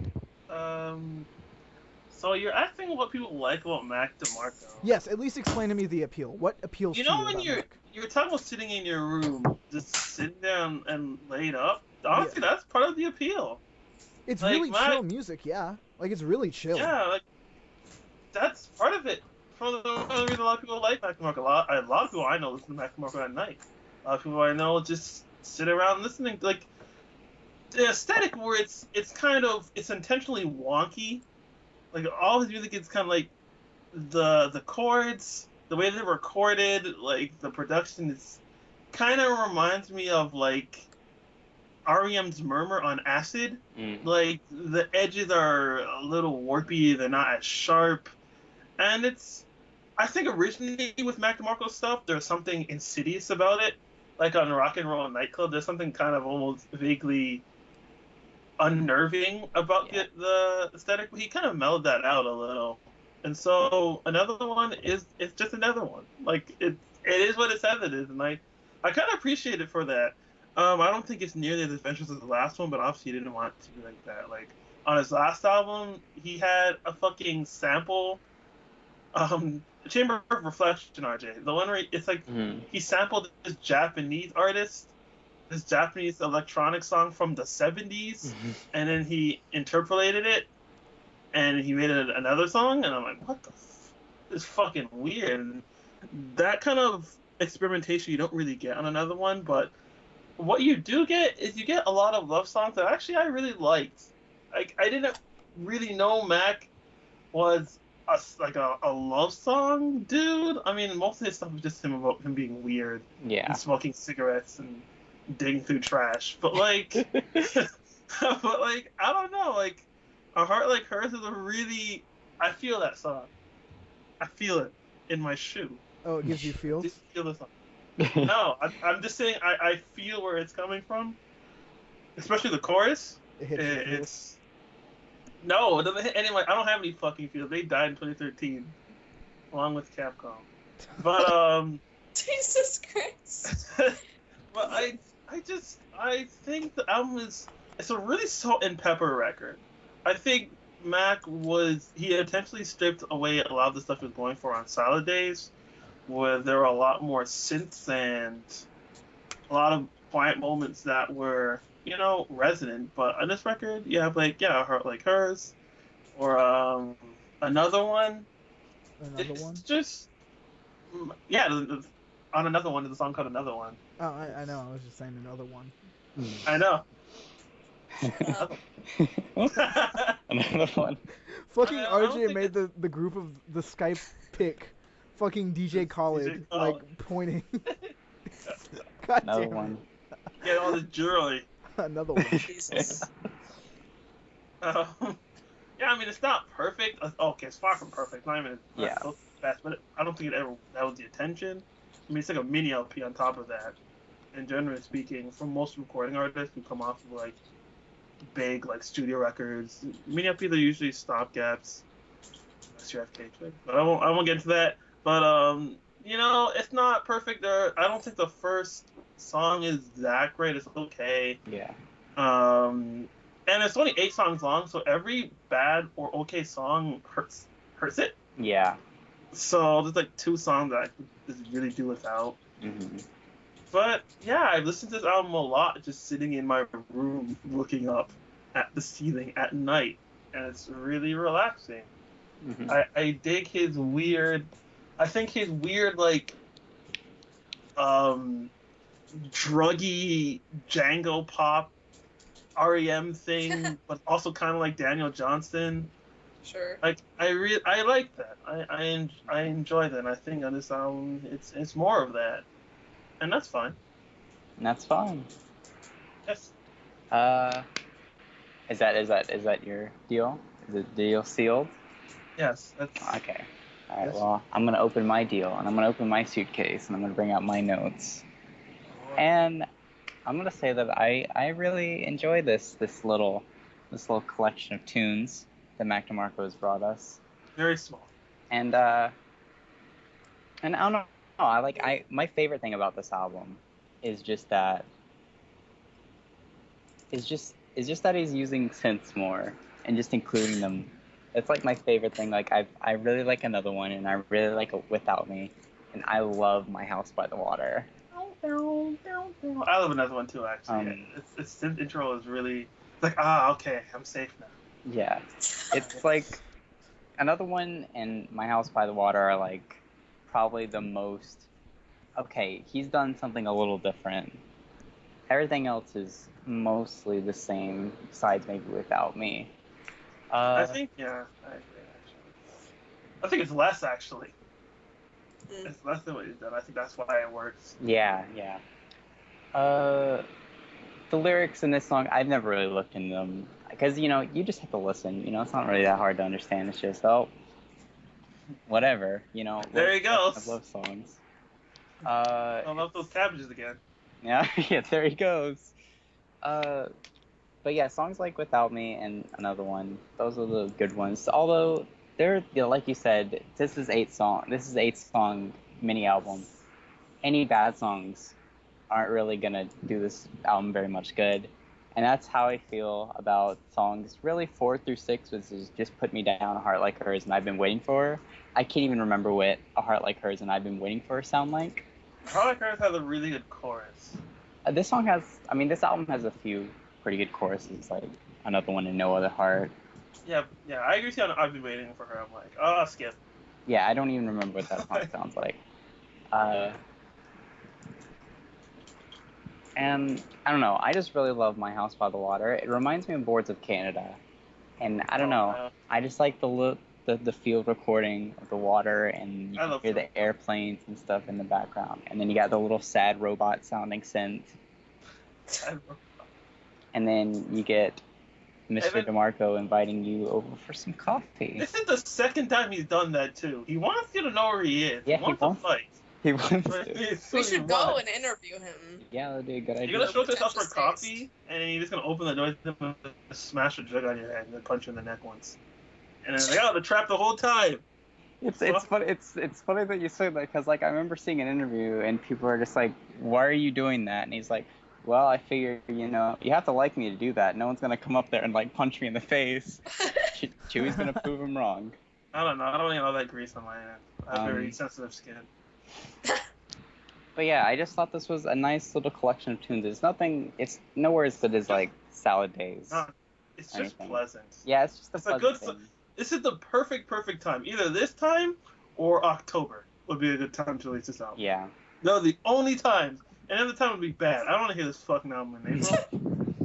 Nope. Yeah, that makes sense. Yeah, I couldn't like really see most of these tracks on like one of his like bigger like the studio big things. Yeah, like except for maybe like Without Me. Yeah. Something. Or Another One. Yeah, or Another One. Yeah. Maybe No Other Heart, but like most of the other songs, they're just pretty much like throwaways, okay. I guess. Guys, I gotta run here. All right. All Well, right. I'm pretty much done anyway, so we can close it. We can close this another one off. All right, let's close another one. Scores. Maddie. 4. Danny.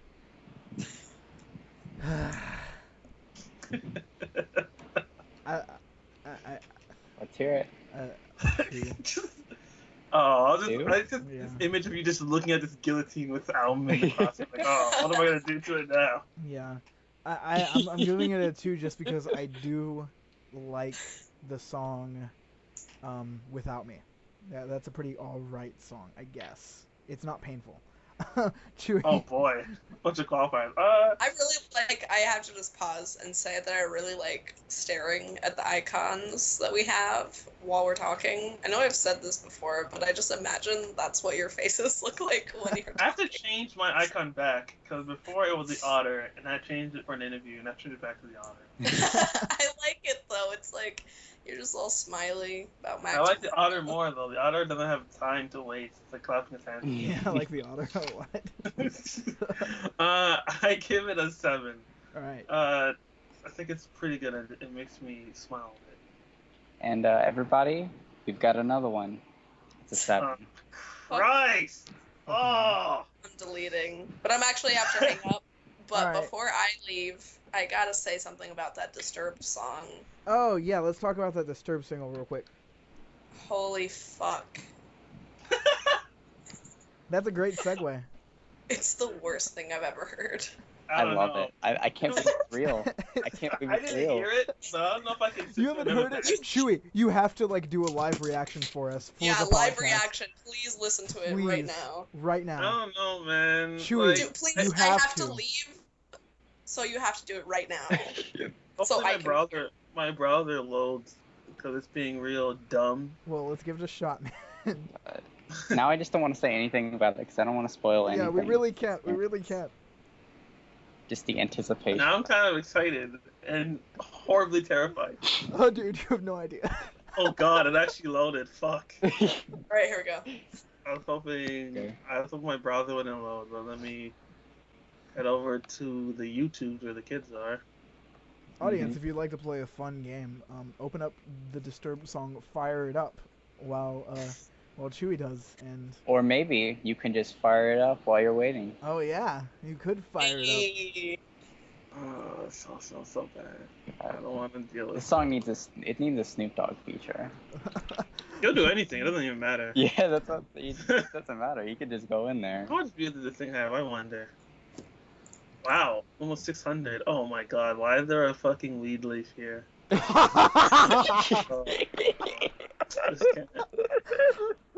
can't possibly be good. Yeah, is there a recording? Is that the Warner Brothers? I didn't know that. Oh god, is that a fucking bong? Isn't Disturbed like a fucking metal band? Yes. Yeah. A really bad one too? Yes. Is that a face? Oh god. It's starting. It's like a bad AC/DC intro. Are you watching the lyric video? Yeah. Okay, good. It's so good. God, I love the weed leaf. Oh my god. Oh man. Oh, this is the greatest Wait. song ever. Okay, this isn't you guys laughing in the back. This is just in the song. Yeah. Oh my god. Oh my god, it hurts! Oh, these lyrics are so bad! Just fucking wait. Oh my god. This was really written. This was probably written in a notepad in David Germain's notebook. The fucking leaves of the devil. And he thought, "Leaves of the Devil, this is so cool." And this is their return from a hiatus. Yeah. This is their second single from coming back. Did they visit Colorado or something? What are they even? Oh god. And the font is supposed to be edgy or something. Yeah. Yeah, I like how the font's font so appears good. like it's smoky. I love that the dancing little weed leaves in the background. The dancing. Yeah, they're needle. swaying.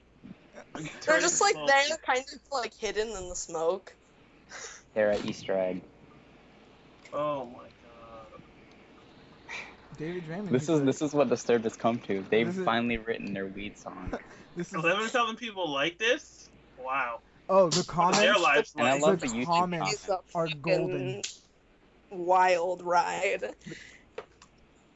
Next song with Snoop Dogg.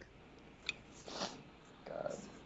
Good instrumental and singing unusual. I'm not reading any of these comments anymore. I'm reading one aloud right now. Someone with a Naruto related icon said, "This is far from being a bad song. You guys are assholes." Jesus. Always someone with a Naruto icon. Specifically, it's Gaara. Oh, there's someone with a furry Oh, icon. that's the edgy. That's the one that all the edgy kids like. So.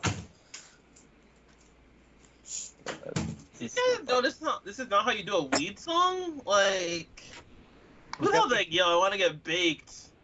Let me fucking turn on Disturbed.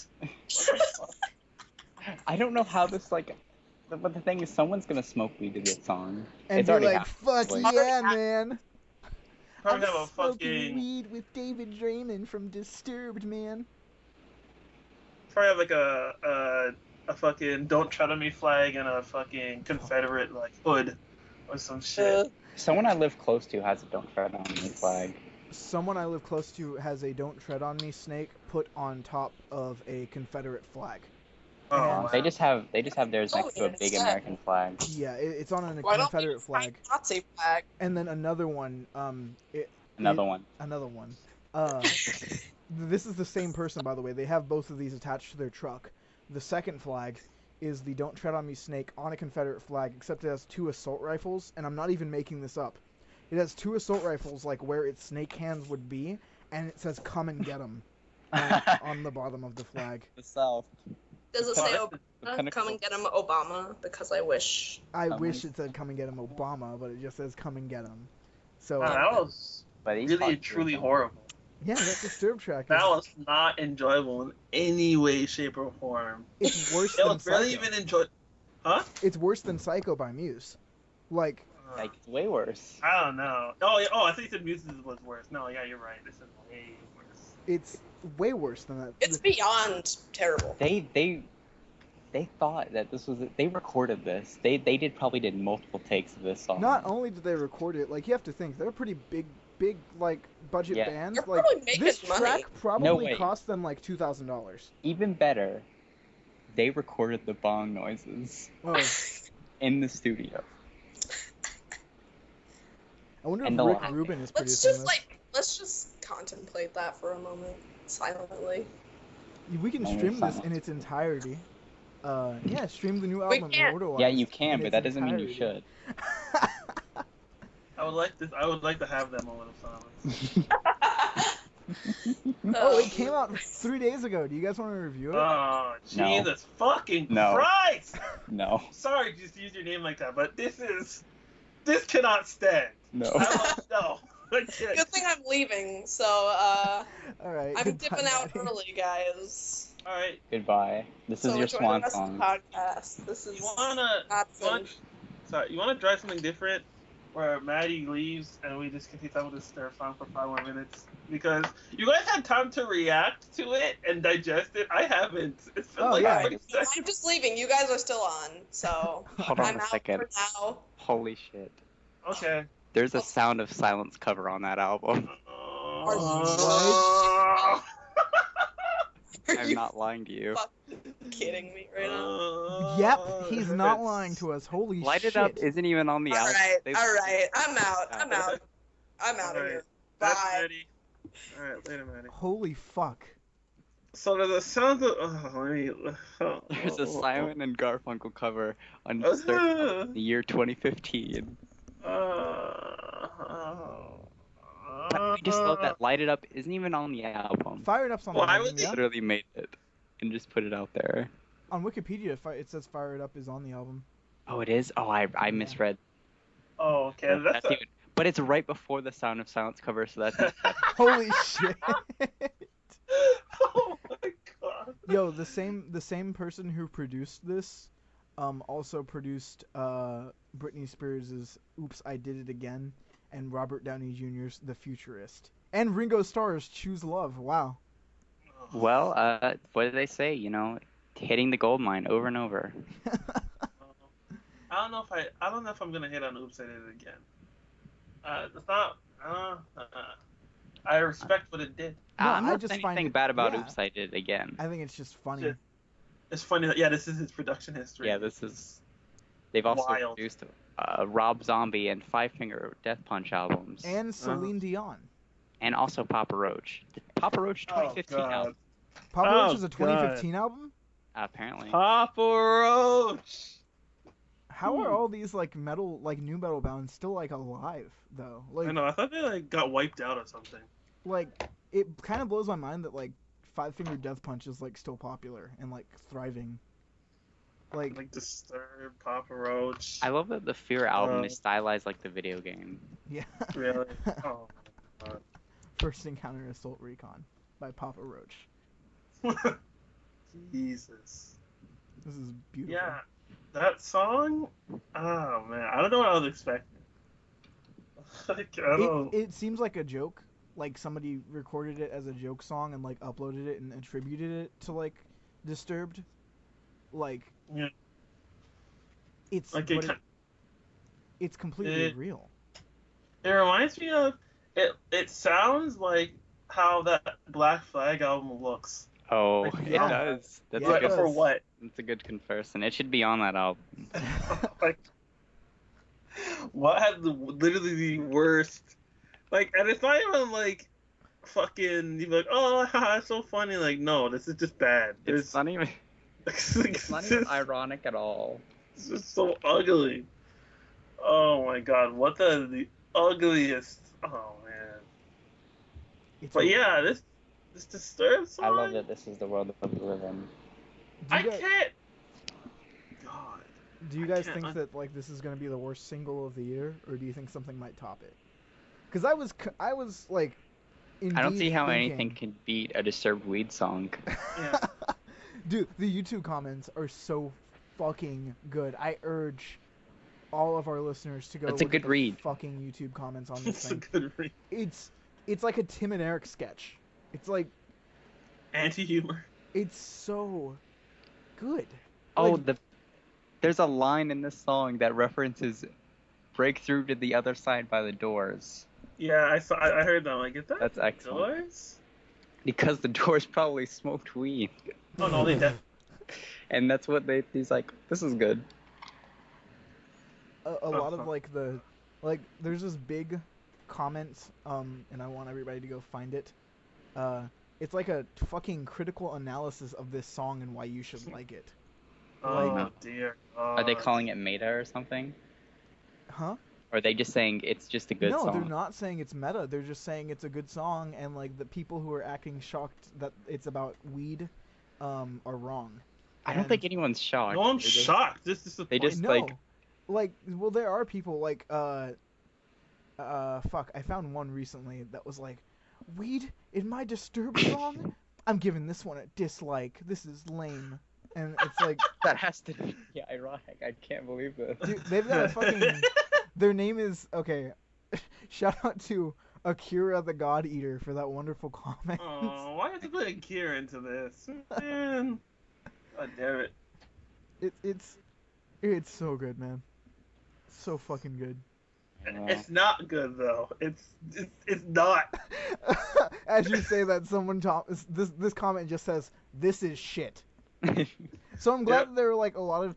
My favorite though is like the Disturbed fans who are so dead beat on defending this band that they're like writing paragraphs and shit about like It's not bad, guys. it's What's wrong with you just don't understand it. Like Oh my. It's a test. It's a test. They're testing their fans. They're testing the Sure. loyalty. yeah. It's a test. They're embarrassing them on purpose so they can prove their loyalty. Yep. Who will exact fealty? This Who's the pretender and who isn't? I I just think gotta, we've fired up this song. yeah, it's fired up part 2. Like Yeah. I do want to read a line from this comment. Just this is like the gold This is the best YouTube comments we'll ever get. Number 2. This is a very numbered. This is like a numbered explanation on why the song is good, and it's got 6 bullet points. And this is the second one. It says, "This song kicks ass. Maybe the lyrics are a bit cliche, but it has a bitchin' groove." Bitchin' groove. And that's their bullet point. Are they a radio groove. DJ? The fuck? Sounds like someone ate a radio DJ and then threw up on a Nickelodeon sketch. This new Disturbed song has a bitchin' groove, and it's about smoking pot.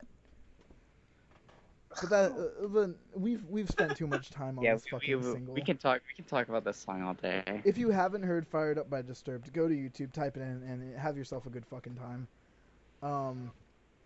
We're reinstating an old segment that hasn't appeared in like 2 months. We're talking about news. So let's just hop right into it. There's a new Deer Hunter album coming out. They announced it, and they dropped a single. Yesterday. I haven't heard the new single. I haven't heard the single. I haven't heard the single either. The funny thing about that is when I was writing my list, because actually Helicon Digest is on my top 90 albums for my thing. I'm like, I'm ready to Deer Hunter or something. Maybe it's a new album announcement. Fucking reset the page, wake up like 12 or something. It's like, Deer Hunter announced a new album. I'm like, oh, fuck. The album art looks really good. I really like the album art. I'm excited. Helicon Digest is one of my favorite albums of all time as well. Same. Yeah. I haven't listened to it. I haven't gotten there in their discography. Discography. I really enjoyed the last album, Monomania. I thought Monomania was really good. I like that they're from Georgia. I like good Georgia bands. They very much do follow they follow in the footsteps of REM. Yeah, definitely.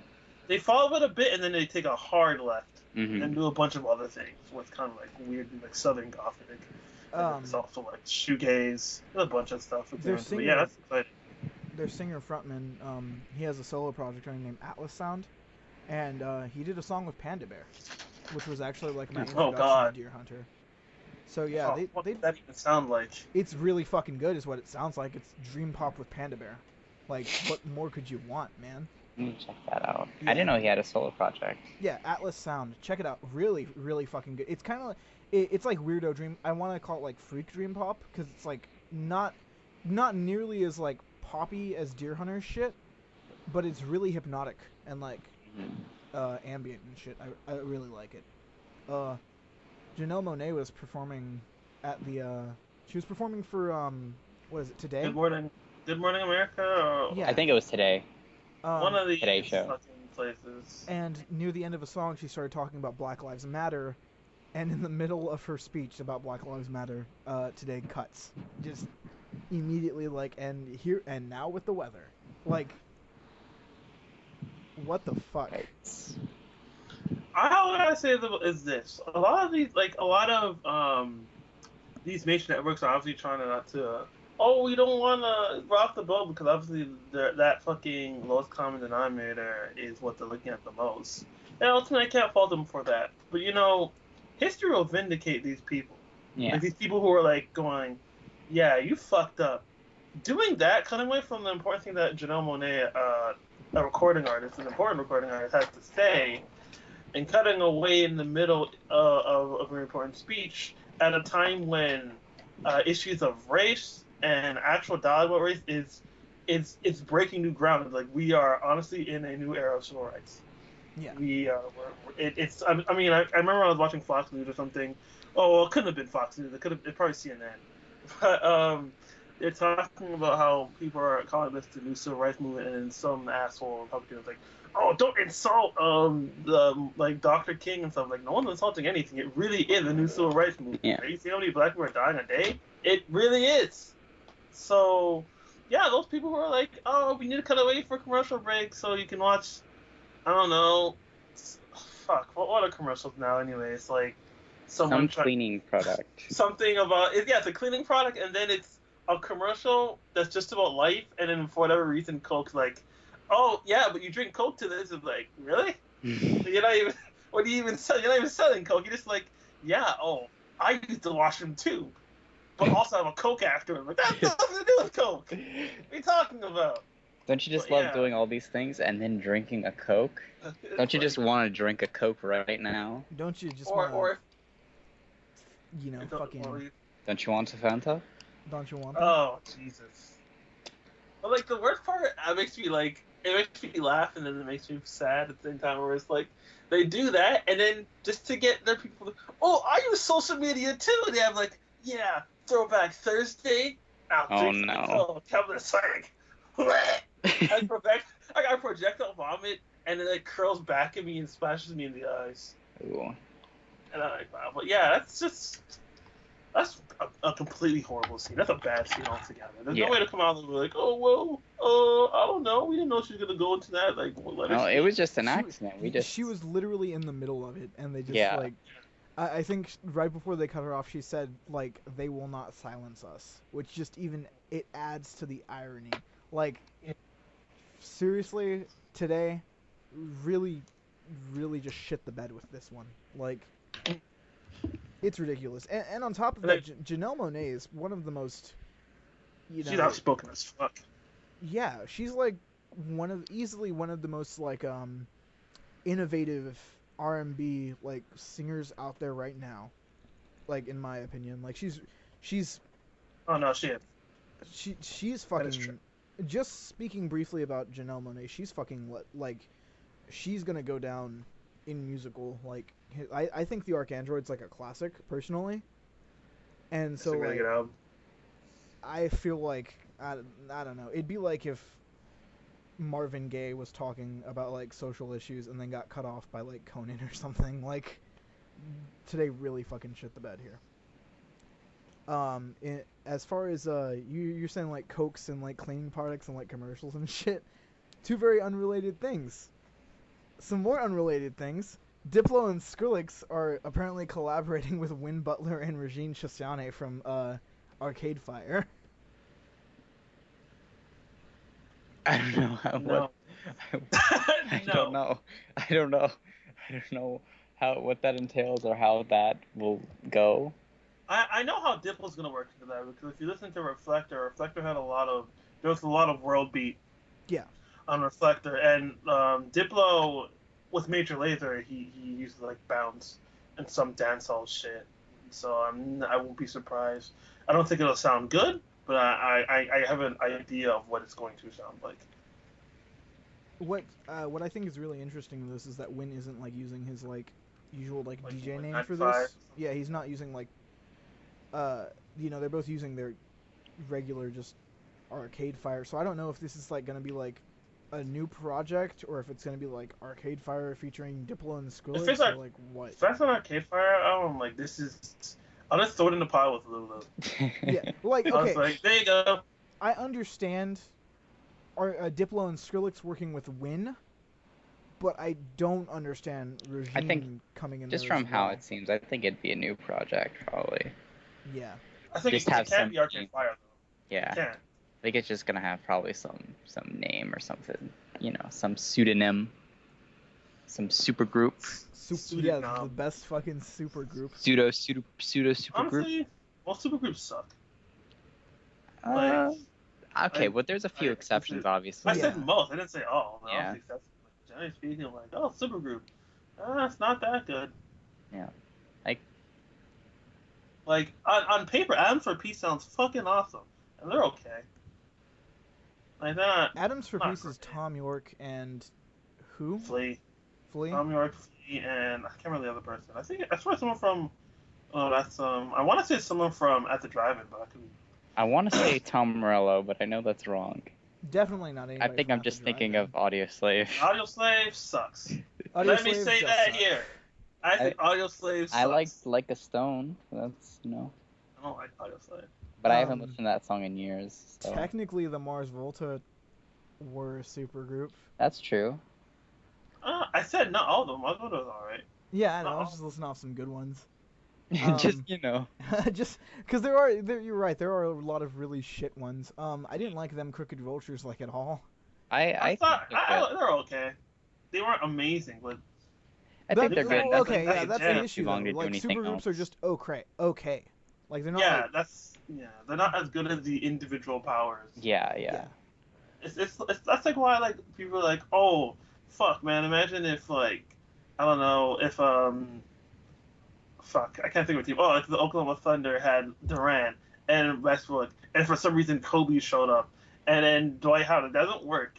Like when you don't have balance, complementary thing, that it's never as good because the connective tissue isn't like tissue; it's more meat. Mm-hmm. That being said, hip hop supergroups tend to be pretty fucking amazing.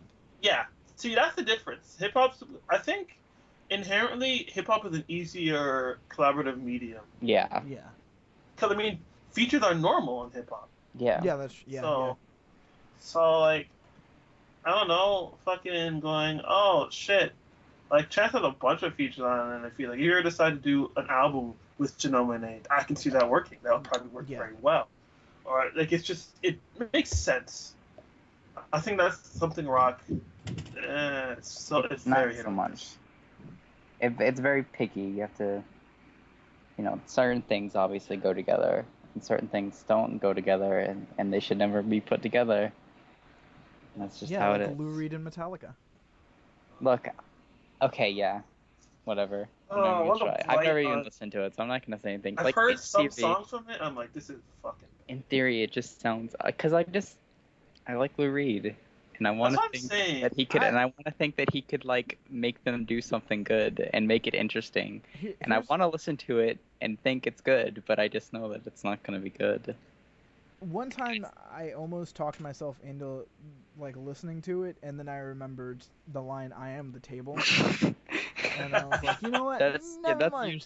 That's usually what happens. Like I've almost listened to it like 2 or 3 times, but then I've like looked at the memes and like "I am the table," and it's like nope. I forgot that James Hetfield still does vocals.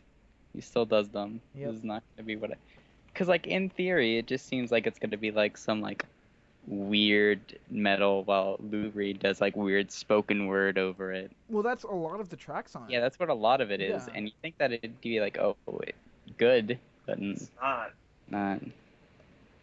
But now I'm thinking like imagine like them like actually doing like straight up thrash metal while he just does like spoken word like I went to the corner and etc. I went to the corner and etc. I went to the corner and etc. and he just says etc. for 11 minutes. That actually sounds like a Lou Reed song though. While Lars goes that's on. Something like you see on like White. Tries to do blast beats for 11 minutes, but I can only do it for 5. You fucking heard Sister Ray? That shit is just. They should have brought back the trash can drum for Lulu just to add to the abstractness. Yeah, abstractness. Lou Reed yelling at a lemon for 5 minutes. Yeah, it's just Metal Machine Music Part 2. Oh man. And it's just Lars banging on a trash can for 40 minutes. They finally let Lars do vocals. Yeah. We got a lot of new singles. A lot of new singles dropped these past 2 weeks. Neon Indian announced a new album and then dropped. Oh yeah! So yeah, that's up. All of these links will be in the description if you want to check them out. I've never listened to Neon Indian. It's all good. Neon Indian is probably my favorite showwave artist. You should check out my list, RJ. It's like number 75 or something. I'll say that's a good idea. I should go through some of those albums on your list. The album cover looks really fucking good. Yeah, the album cover looks pretty cool. It's the weird sort of. It's vaporwave. Like. It looks it's like vaporwave karaoke. Yeah. Cover album thing is pretty cool. Yeah. I would want to own that. He looks like he's ready. And he's touring, and he's coming to San Antonio, which means I might go. Oh, and Houston. Shit, I might go see Neon Indian. What's his actual name again? I always forget his actual name. I've never heard his Alan. Alan Palomalo? Yeah, Alan Palomalo. Palomalo? I swear he's actually. Uma Mao Mao. I say he's Chilean, I think. Yeah, he's Chilean. We got a new single from Waves. I haven't heard any of the Waves stuff yet. See, I heard, as far as Waves goes, the most recent Waves shit I've heard, because they have 2 albums coming out this year still. That fucking Cloud Nothing's Waves collab that was the actually first one. Pretty good. I thought it was. No, that wasn't. That wasn't Chewy. Nathan went on Twitter and was like, "No, that was just something else. We still got 2 more albums." Oh my god, chill out, Waves. Yeah, Chill out. they're I dropping thought a Waves lot Now of Cloud things. Nothings was okay. I liked I liked it. I thought it was. I like didn't think it was bad. I just was like, oh, okay. I like it. I thought it was a good. Yeah, as far as collaborations go, I think it's probably one of the better collaborations I've heard. Yeah. There's a real good balance between the sounds. There's like some tracks, like I remember, kind of reminded me of like Scrams. That was really fucking cool.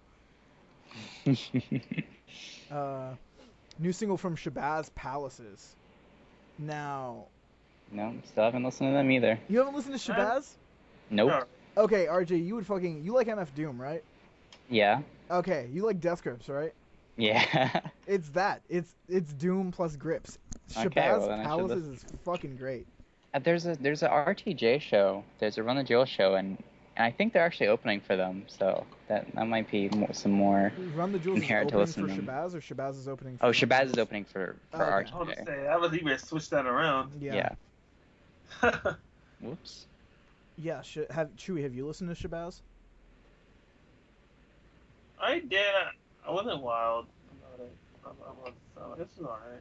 I never just listened again. Like the 2015 album. Oh, Doom is gonna have an Adult Swim single. Yeah, there've been yeah, we might as well talk about Oh, that. we have a new album. How about that? Wait, Doom has a new album dropping? Or it's already came out? No, I said, how about you just make a new album instead? Yeah, that would be a good Oh. idea. Yeah. I want some new Doom. He was on that new Ghostface that was pretty good. Oh, speaking of Oh Ghostface. wait, like are you talking two about the albums. Ghostface BB&G? No, Yeah. No, that's another Yeah. one. I thought you had two records this year. Ghostface has Ghostface. yeah, Doom and Ghostface are dropping an album called Doomstarks. But Ghostface was also on, or Doom was also on Ghostface's Bad Bad Not Good collab album, which was pretty good. I still liked need that to album. listen to that. The Danny Brown track They're was really fucking BB&G. good. I like my Bad Bad Not Good. Man, I'm gonna see Bad Bad Not Good at Fun Fest, and I'm just really, really fucking excited for that. I really want to see them so bad. Fucking I'm- Chewy Honestly, hyped him up for the me. thing that was awesome about seeing them is like I wasn't even trying to see Bad Bad Not Good. They were just there and it was free. They're fucking really good live, man. They're really good yeah, I musicians. imagine. It makes me want to throw in my guitar. What am I even doing? But they don't even use a guitar. Don't they? Do they? Oh no. Yeah, they do for a few songs. And then they're like, I'm like, oh, yeah, I can play. Then I see their bass out, so the bass out too. No, they don't like they have like maybe some bit people who come in, but they're mainly bass, keys, and drums. Yeah, But that's- even still, the technical mostly proficiency true. makes me want to throw all my instruments. Yeah, that's true. That's understandable. I really want to play drums like that guy. That guy's cool. No, I saw him man, do their some drummer's crazy shit. fucking I'm like, nuts. how the fuck are you doing that? The drummer's fucking Made me nuts. scared. Yeah, it's They're true. all nuts. I think they're all nuns. Yeah, they're all nuts. nuts. They're all nuns. That's why they're so good at instruments, don't you know? I don't know what nuns have to do with musical instruments. What? The food was nuns the whole time. It was nuns. It's It was because okay, get this. You know how nuns have to like swear their life away to God and only Oh, God? okay. So Okay. they're nuns music? No, here's the thing. In order to reciprocate for that, God just gives them magical fucking musical abilities. Oh, And okay.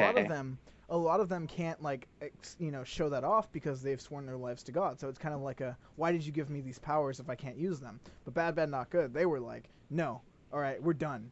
And so they got the sick ass music powers, and then they dropped out of nundom, and then they started doing hip hop covers. So hold on. And then Doctor Doom, the supervillain, comes out of nowhere. Okay, I'm gonna have to stop that because the whole in Danny Genesis story is like 5 miles wide. So God is able to give them the powers. Yeah, You mean to say God's like, oh, you guys can just leave with the powers? yeah, Okay, but there's a whole nundom too. yeah. There is the nundom. I don't- So Which he's has a like, oh, hierarchy. you guys don't want to be nuns anymore, or you can keep the powers and then profit off of the powers. No, but Powers they that keep be. the powers. I don't think that's what God will allow. No. It seems like God works in No. mysterious ways, Chewy. I don't They know. keep You the don't. powers. That new singles by Run the Jewels, Flying Lotus, and Danny Brown on the Adult Swim singles program. Holy shit! Are you serious? Together? That's No, just Oh, just different oh, that singles. must God. be a heart attack. Yep. Oh god. I had to breathe again. I fucking Could legitimately you winded fucking me, like- imagine a Danny Brown Run the Jewels and Ghostface song? And Flying Lotus. And Flylo, yeah. Fucking Flylo. Produced by Flying Lotus and Doom needs to actually happen and not be a prank. Flylo and Doom would be really nice. I think Flylo with anybody. I want more Flylo. Basically. I just need more Flylo. You know what I want more? Oh, more yeah. Flylo. I don't think we talked about this at all. Did we talk about this last podcast?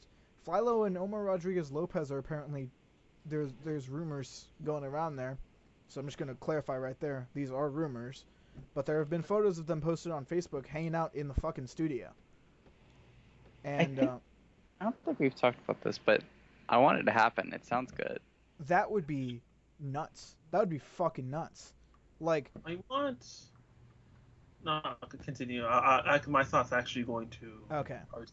You know who Omar Rodriguez is, right, Chewy? Yeah. Okay.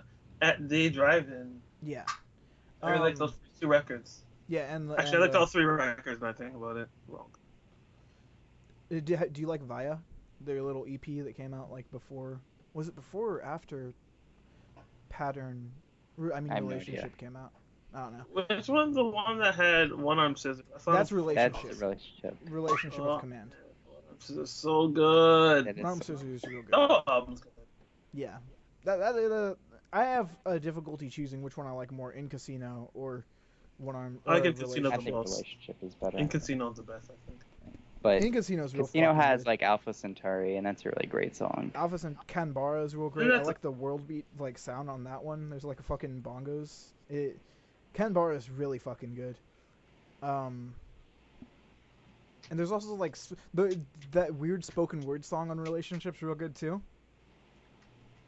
I don't remember which one. I haven't listened to that album in so long. I haven't listened to the album in like 3 years.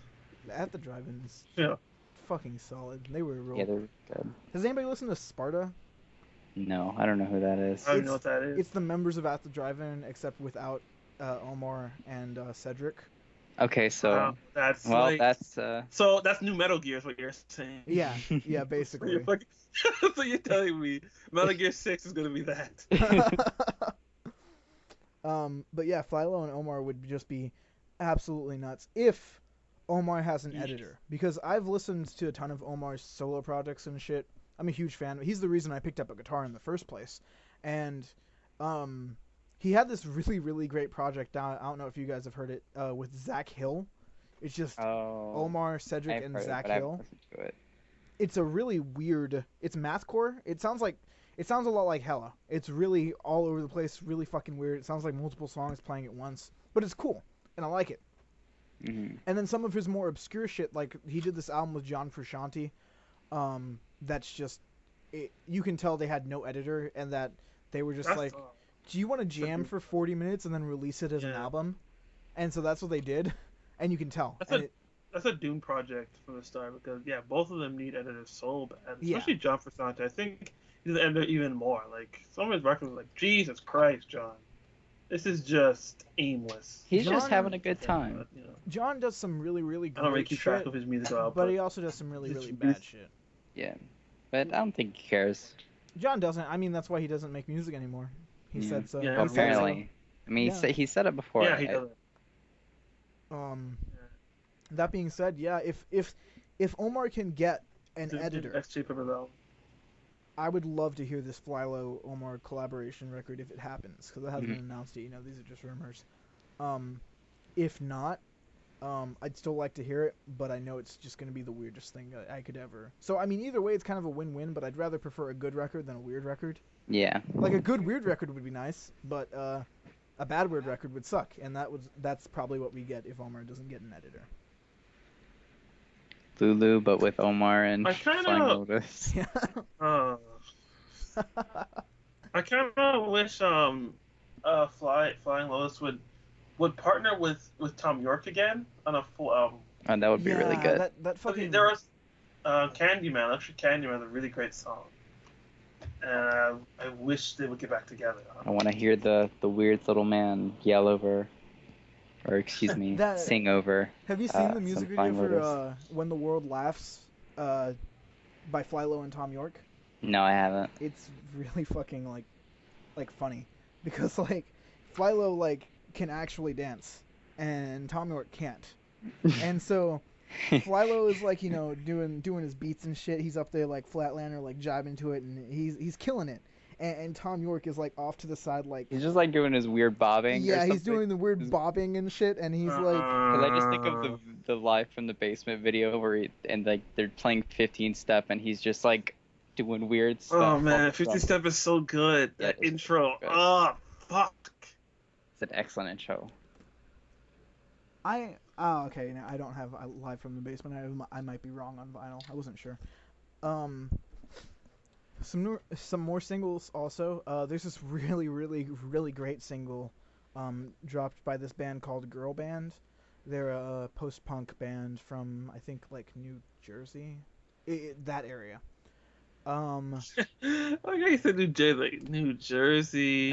New Jersey. Like that's the thing you have to get through. I know they're from New Jersey, but just listen. It's really I'm good. joking, Jersey listeners. It's like my favorite like single that I've heard all year probably. It's really good post-punk. It's really catchy, and on top of that, it kind of reminds me of Swans, like second wave Swans when they were doing like Great Annihilator and shit like that. It also reminds me of Liars. Really good. Highly recommend it. It's called Paul. It's by Girl Band. It'll be in the description. Have either of you heard it yet, or what? No. No, but I haven't. Oh my goodness. I had it thing, and I'm like, let me listen to it, and then I kept. Did you say that they're from New Jersey? Yeah, I thought they're New from Jersey. like the. Apparently the they're coast. like Irish. They're Irish. Girl Band's Yeah, Irish. They're from Dublin. They're from man. fucking shit. Wait, where? I was gonna say, so it was Yeah, they're all from Twilight Dublin. Sad. I think Twilight Sad's actually from Scotland. I actually liked Twilight Sad's album a lot last year. Wait a second. But yeah. There might be two bands named Girl Band. Maybe. Anyway, that's besides the point. Someone called them a Bad Strokes ripoff. I love this. Well, okay. I pull that back. I love the Strokes' first two records. I think Angles is pretty. I love the Strokes' conception. I think they're a really good band. They just lost their way. Yeah, I get that. I still haven't listened past their first three. I've listened to 2.5 because I haven't listened to the third one really all the way. I just like to listen to You It's not Only that. Live Once. The fourth one's better than the third one. Yeah, I really want to listen to Angles. I like the album cover. What album nice. was Juicebox on? First The third Impressions of one. Earth. Okay. The third one. I know I like like 3 Strokes songs. No, 4. I like 4 Strokes songs. And I don't know. That first Strokes album, I think it's so good. Yeah, I think it's great. it's great. It's not. I've never- Anyhow, This is it is not. Isn't my or is it this is it? is this or- it? Is this it? Is this it? Okay, that song's good. That song's real good. And I don't know. Like I liked a lot of those songs when I was like growing into like music, like diving in like around like 16 or 15. But like now I just can't really listen to it, and I'm not sure if that's because I overplayed it or if I've just like kind of like at the time of my life I've like outgrown it. But to me, I was gonna say the opposite for me actually, because realistically, the Strokes are like a weird jean jacket millennial splice of the Velvet Underground. So I think in my life now they're more relevant than ever because I love the Velvet Underground, and especially some of the writing on that second record is very Lou Reed. see now I've only heard one song off Room on Fire. Was it Reptilia? Yeah, that's a great song though. Reptilia is That's a good probably song. my favorite Strokes song. It's a really good song. But yeah, it's actually a lot darker than the first one in terms of lyrical. I don't want to get into it. Check out my list. But yeah. Any other news? Yeah, Joanna Newsom's dropping a new album and she dropped a new single, and I listened to it actually. I don't know if you guys are Joanna Newsom fans, I but haven't. Don't. I'm not. I don't listen to anything. I don't actually listen to music. yeah, RJ hates Oh music. shit! He's been fake this whole time. I just go out. That's why I go after you guys, so I can just pretend. That's why he gives everything Wow. a 7. We've discovered. Because I don't know what secret. any other number. I don't know. It's a good easy number, and you guys will believe it. That Georgia education. Yep. This is getting so meta. I'd just like to throw out a really quick, Sean Price passed away. He was one of the members of Helter Skelter. It was like him and another person. Really, really great musician. And he was kind of like he's one of those underground hip hop artists that like impacted a lot of other people. That like kind of like Jay Dilla, you know, like Jay Dilla was like, you know, in the mainstream eye, you know, barely anybody fucking knows about Jay Dilla, but amongst like other like hip hop artists, Jay Dilla is one of the most influential producers ever. And so his death, Sean Price's death is kind of like the same way. Like Sean Price impacted a lot of the other hip hop artists. So you know, just kind of, you know, he passed away recently, and that's there. And then finally, Ghostface Killah and Action Bronson have beef. Oh boy. I'm gonna preface this. That video is scary. I hate Action Bronson. Like, I hate him. I've never listened to him, but I've seen bad things about him, so it made me not want to listen to him. He's on Acid Rap Chance's like mixtape, so I had to listen to him. I didn't have a choice. Oh. I guess I did technically listen to him do something. And... Yeah, I was like, all right. Yeah, that guy. Right on. That guy's a mess. And Ghostface is not having it. Did he say something like, "Who are you to even say my name?" or something? Yeah, he said his exact words were like, "Who are you to even motherfucking say my name? You better ask the next time you want to talk about me." Oh. And then Action went on Twitter and was like, "I'm sorry, I didn't mean to insult him. I respect my elders and the forefathers of the music I work in." And somebody asked Ghostface, "Do you accept Action's apologies?" And Ghostface went, "No." Like, just no. How is this gonna end? Is this just gonna last forever? So wait, what happened? What happened? From what I gather... Yeah, RJ, take it away.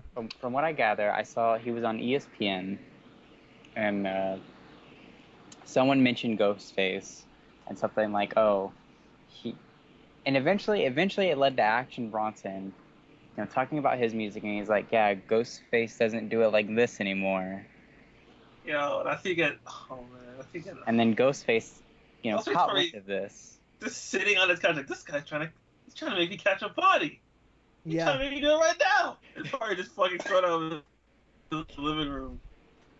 I just want to know who's recording the video. Who's recording the cell phone video? The cell phone video is fucking great. Yeah, Ghostface put up a response video. Oh god. You have to watch it, Chewy. It's really fucking funny, actually. I just don't understand why, like, if someone compared you to Ghostface, why you would take that as an insult? Yeah. Like, even if you're not a fan of Ghostface music, they're still saying you're like one of the most influential hip hop artists of all time. Yeah. Why would you even try and attack him? Like, that would be like, I don't know. Like, that'd be like if someone compared Kendrick to Tupac, and then Kendrick was like, well, I'm better. And then Tupac comes from the grave, makes a YouTube video playing soul music, and tells you that you had a grace period.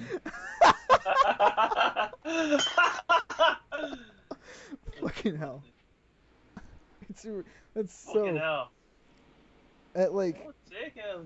Okay, like that Drake Meek Mill beef was like... just a mess. You know? It we should probably mention that. Yeah, I guess so. It's over now, I think. No, I mean, that was all, like, that was sort of, you know, a Fisher Price beef, but it was entertaining. The thing funny. Yeah, the thing that made it funny to me is that Meek, this guy eventually came out, like, last week, or no, this week, or, well, the week, no, actually last week, I'm not confusing myself with mine. Last week, he came out and said, I should have never entertained this beef. Whatever, I can admit when I'm wrong. Whatever, I'm gonna think. I'm gonna be out. I don't need people to come after me or anything like that. I already know. I don't need this. I'm better than this. I'm like, so this just perfectly sums up your career, doesn't it? You're living in so many shadows. Like, you must have like a vitamin D deficiency, where you cannot at all, you know, say anything or do anything without it seeming sort of just second rate. He started the beef. He started it himself. No one was saying anything. And I'm like, I swear Drake was on his album. Yes, Drake was on his album. Was on that Rico song. I'm like, okay, that song wasn't even that good. But like, why you started it and then you're acting like somehow you're above it? You started it. This was all you. All you, man. It never had to happen. I just and now your career is likely over. It's so funny to me. I don't understand what he was thinking when he said that, because like nobody really cares if Drake writes his own stuff or not, you know? Yeah, it's like when Meek said that on Twitter, I found a lot of tweets of people just saying, "So what?" Yeah. It's really just not the area where that's like a big deal. Yeah. Like, okay, Chewy, you're a pretty big Drake fan, right? Yeah. If you found out that Drake did indeed not write his own stuff, would that change the way you listen to Drake's music? Not really. The only thing I'm having thing with that statement is like, that's not true. Drake is not sitting here, literally doing nothing on all these records. That's not true. We know it's not true, and it's not out here taking credits and like you flip the back of an album and see like, oh, writing credits, Drake on every album, write every track. Executive producing and stuff. I don't think talking to people about getting like massaging lines, but that happens so often in about buying your show. That's ghostwriting. That's the point. That's just letting someone hear your shit. But like even if Drake ghostwrites sometimes, I'm like, okay. I don't know what you want from me that he because if you want to start opening the book on who's ghostwriting and who's not, oh boy, like we don't know. That's such a weird Cold War. He's a spy. No, I'm not. Yes, you are. Like it's not. It's just yeah. I don't know what. Yeah, you're right. Like Meek Mill is probably expecting this big splash. Like, oh, Drake's so big. It's like, okay. Like there's gonna be headlines. Yeah, I know. Like people aren't gonna buy Drake albums anymore. He's been revealed. In fact, it's funny. I swear. I truly believe that this beef was what pushed Drake's album over to be platinum. Because it actually went platinum this last week. I swear that beef is what did it fully. It was close. And with all this shit, people were like, oh, I should go buy that album, I guess, because I'm Team Drake or something. Like, okay, there's probably like one person on this earth who's like, man, you mean to tell me that this rapper doesn't write his own stuff? I'm never buying that rapper's albums again.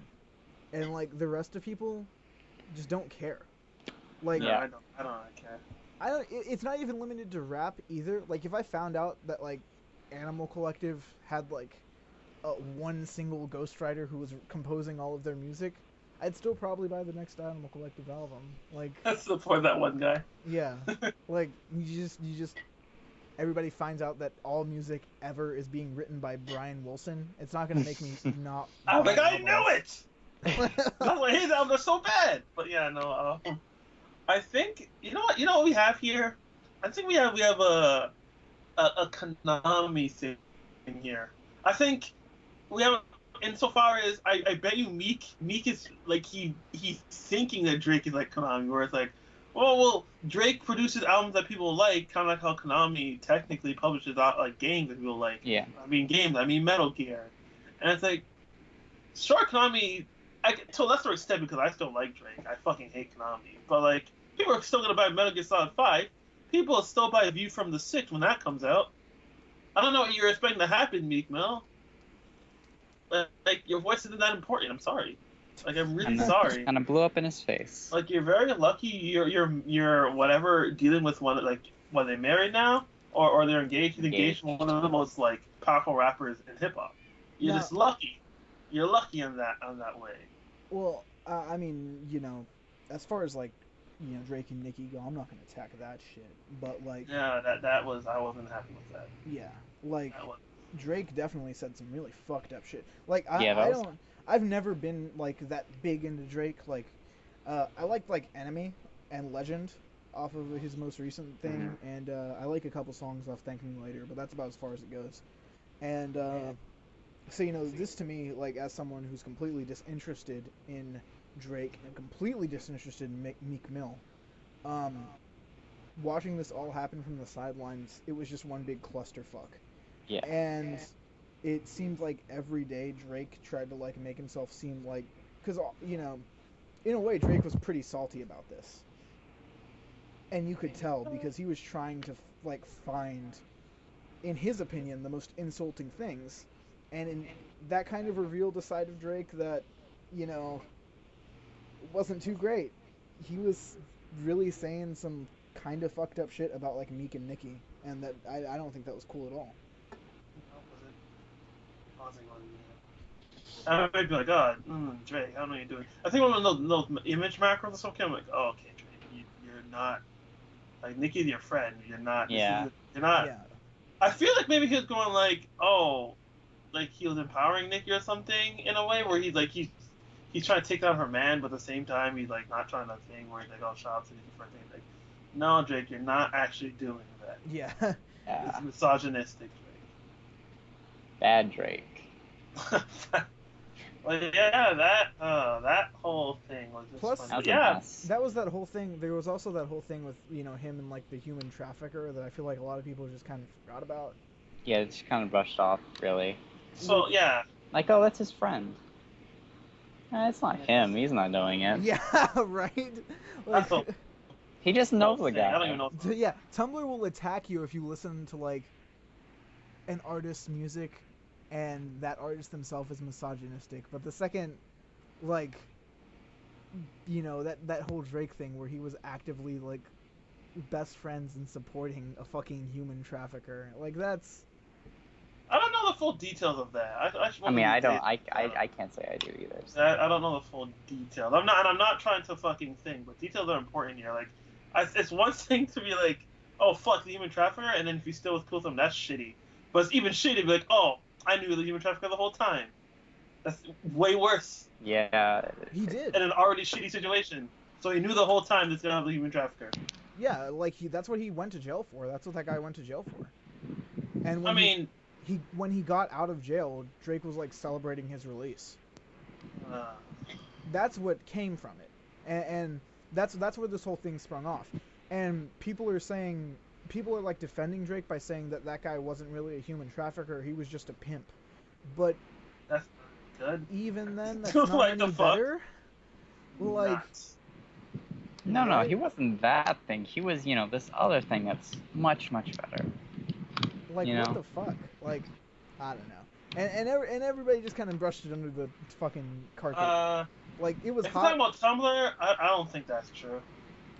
I think there's definitely a very noticeable community. Even people who support Drake are like, hey, what the fuck is that?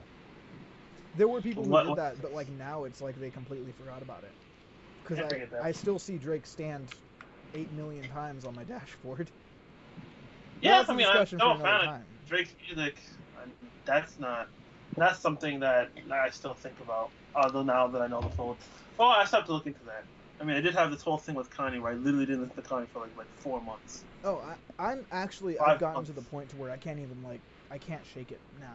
Like I tried. Now, I put on Jesus again. I'm like, oh, God damn it. See, like I feel that. I feel you there, and because I tried to listen to 808s a couple days ago, and I can't shake it anymore. Like. No, I mean, like when I said listen to Jesus, I was like, God damn it! In a way, I was like, fuck, I'm gonna listen to this album again, and then again. Yeah, but like that's the thing. Like I know, like the music is like it's gotten to the point to where it's actually affecting the way I listen to the music. Like I can't just I can't listen to it anymore. That's how it is. I feel like, I mean, I think we generally we've talked before. We have like music and a personal life. They can be divorced from each other, but I actually do believe that at some point, everyone has a threshold for like the people they love. Like everyone has a threshold for some bullshit. Yeah. Like I mean, a lot of people have gone over like back when let's say like Lady Gaga, back when she was wearing like that pink see-through burqa and stuff. That was a thing. But people have like they've gone over it, and she's actually matured in a lot of different ways than probably regrets doing that. So I mean, where you draw the line is your own. Ultimately, people. Yeah. murdering someone. Unless you like a stand for Suge Knight after this guy killed someone, and it's like, okay, this guy's literally a murderer. See, Like, this, all right, like until it becomes something morally reprehensible that's objectively reprehensible. Like being a Bill Cosby fan, like, you know what I mean? yeah. I think it's just everyone's lines and everyone's shades of gray. And ultimately, I'm never the one to tell anyone, oh well, fuck that. Like per se, in terms of like, oh, you're a fucking awful person for like that. No, that's not. I don't do that. But like, here's the, and But, I actually wanted to have this discussion. We're way too into the podcast to like really go into details. But I do have one question before we end. Where like do you draw the line? Because I am very like, okay, like I can't listen to Kanye's music anymore because he's a blatant misogynist, and on top of that, he said some really gross things about like the race issues today. But I listened to this black metal band from France, and they openly have white supremacism like in their lyrics. Mm-hmm. Like, can you? Where That's do where you I draw draw the line? For me, I draw the line when. Okay, one, it depends on how bad this person is, because I try to do the separate persons from art most of the time. Yeah. Unless the person fully like indulges themselves in their art and stuff like that. Like you said, the black metal thing, white supremacist lyrics, like that's definitely a line that's being crossed. Like I'm not gonna listen to Nazi punks, or if Burzum, if Varg, like put his feelings into his music, which I think I've read most of the times he purposely keeps his stuff out of music. Yeah. But yeah, I think the line, and plus, but there also is a point where sometimes where the person, how you think about the person, does overcome, the art or the music or whatever, where it's just, it's too much. So the line is really, it's really iffy, because the line, it depends on what's going on and how far the person is, straying from the art and such, Yeah. So it really depends. Yeah, and it is hard because I listen to Burzum too, and that guy's literally a murderer. Like he's literally a murderer, racist. He's everything that's terrible, really. Yeah. But he makes some alright music, and the music itself isn't, racist. He just sings about Lord of the Rings. Yeah, that's the like and what's kind of funny to me is like the irony in black metal, where this is music created on guitars, which are literally like that instrument was created by like Spanish, like Latino I mean, black people. metal itself was invented, I think, because the whole Norwegian thing, that was like kind of like a hijack, basically, of like. Yeah, they hijacked it from Venom and shit, and like these like 80s like New York, like 70s even, like metal bands. Because I remember I was talking on Omegle. I was talking to someone on Omegle about black metal. And they were talking about how the early stuff, there was like early stuff going on in like Africa or something. I'm back. With stuff. Yeah, there even was early black metal going on in Africa, and so and then the whole Norwegian thing happened in the 90s, and then now it's black metal, white supremacism. Which like it's almost like I'm not. What's weird is like it's almost like a joke, but like that's something that shouldn't be treated like a joke, Yeah. But it's like you guys are literally the most ironic fucking move. Like your little political ideology is just filled to the brim with ignorant irony. Like the music you're playing was created by people of color, and you're going to be about this like white supremacist bullshit. Like that's incredibly ironic. Like you couldn't make that shit up, So I don't know. It's a tricky platform. Separating the artist from the art is a thing, and also another thing. A question. Like when you're listening to an album, and you don't know that person's a shitty person, and you really enjoy that album, and then you find out that that person was a shitty person, does that impact the enjoyment of the album for you? Like when you listen to it again? I think so in a way, because it'll make me, because that's what I'll think about it, and it'll make me go, because I've done that with some other things. I can't think of any examples at the moment, but there have definitely been some examples of, oh, this person's really shitty, and then I'm like, oh, okay, well, that's no good, and it's, and I'll think about it when I listen, and sometimes it either stays or it goes, and it'll be something that's recurring, Yeah. But yeah, that's usually how it is. It's a tricky topic. Yeah, I can agree with RJ. It's such a case by case basis. Like literally every single album, or not even every single. Actually, yeah, no, every single album, because in between albums, someone could have been a shitty person. Yeah. Like, so one album, like, oh, I'm good, and then this person, like, it's kind of like being a Tracy Morgan fan, and you're like, oh, I fucking love 30 Rock, and in between 30 Rock and like a stand-up special. I think gay or some shit, like, what the fuck? You cut out there. It's like that. So drawing the line, there's no. Did I cut out? Yeah, you cut out. You cut out. Hello? You cut out there. My connection is really weird. Am I good now? Yeah, you're fine good now.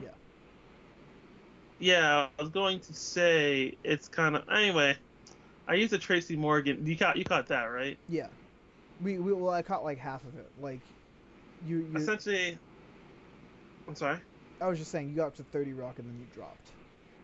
Right. So I said basically like being a 30 Rock fan and fan of Tracy Morgan, and like in between that and a stand-up special he did where he said he would basically like abuse his child if his child was gay or something, and you were a fan of 30 Rock, so you're a fan of Tracy, and after that happened, you're not a fan of Tracy anymore. Like it's there's no right or wrong way to do it, drawing lines. Mostly, there's some general things where it's like, okay, this person, is like they cannot be redeemed, like they are beyond redemption. Yeah. Then that's generally objectively like the lines, but other than that, the lines are all subjective. So it can be difficult because people are messy. People aren't, and as much as Tumblr likes to think, especially Tumblr likes to think, oh, this person's problematic. The first sign of problematic behavior, they're like, all right, I'm out. Like they'll like be super stance, be like, all right, I'm out. It's like, I mean, that's cool if you're gonna do that, but just know you're gonna be doing that a lot more often if you find a lot more about people, because people are messy. People they don't belong to boxes. They're surprising. They're upsetting. It's just how life is. Yeah. Especially when someone, when they're like a celebrity, for instance, they're portraying a persona. Like that's even worse. A persona that has like PR teams behind it and management, and people treat that like that's like the real person. And then in fairness, sorry. No, continue. No. Say what you were gonna. Oh. Yeah, you. Okay. I was gonna say, yes, me. I was gonna say, in fairness, it depends on the person, because there's definitely some personalities that are clearly those personalities, and sometimes you can especially tell when the PR machine is broken because the personality has circumvented the PR machine, where they're like, all right, we need you. We can't talk about this, or maybe keep some of those tweets down to a minimum or something. But the PR machine can't always follow these artists, and so there are times you get to see what this person's really about. Like you get to see what Janelle Monáe is really about, what Killer Mike's really about. Hell, sometimes you get to see what Drake's about. Like, you get to see what these people are about, but sometimes you get other people who are literally manufactured. Like, I think the perfect example of someone who is indebted to the PR machine is probably Katy Perry. I think. I'm not just targeting her because she's a pop musician, but just because you see some of the things she says, and it's just like, oh, okay. Like, I remember when Black Lives Matter was really taking off, and she's like, oh, we all can't breathe. All lives matter. That's PR if I ever did hear it. That was PR. Like, there is no other way to look at it. And, some people are like that.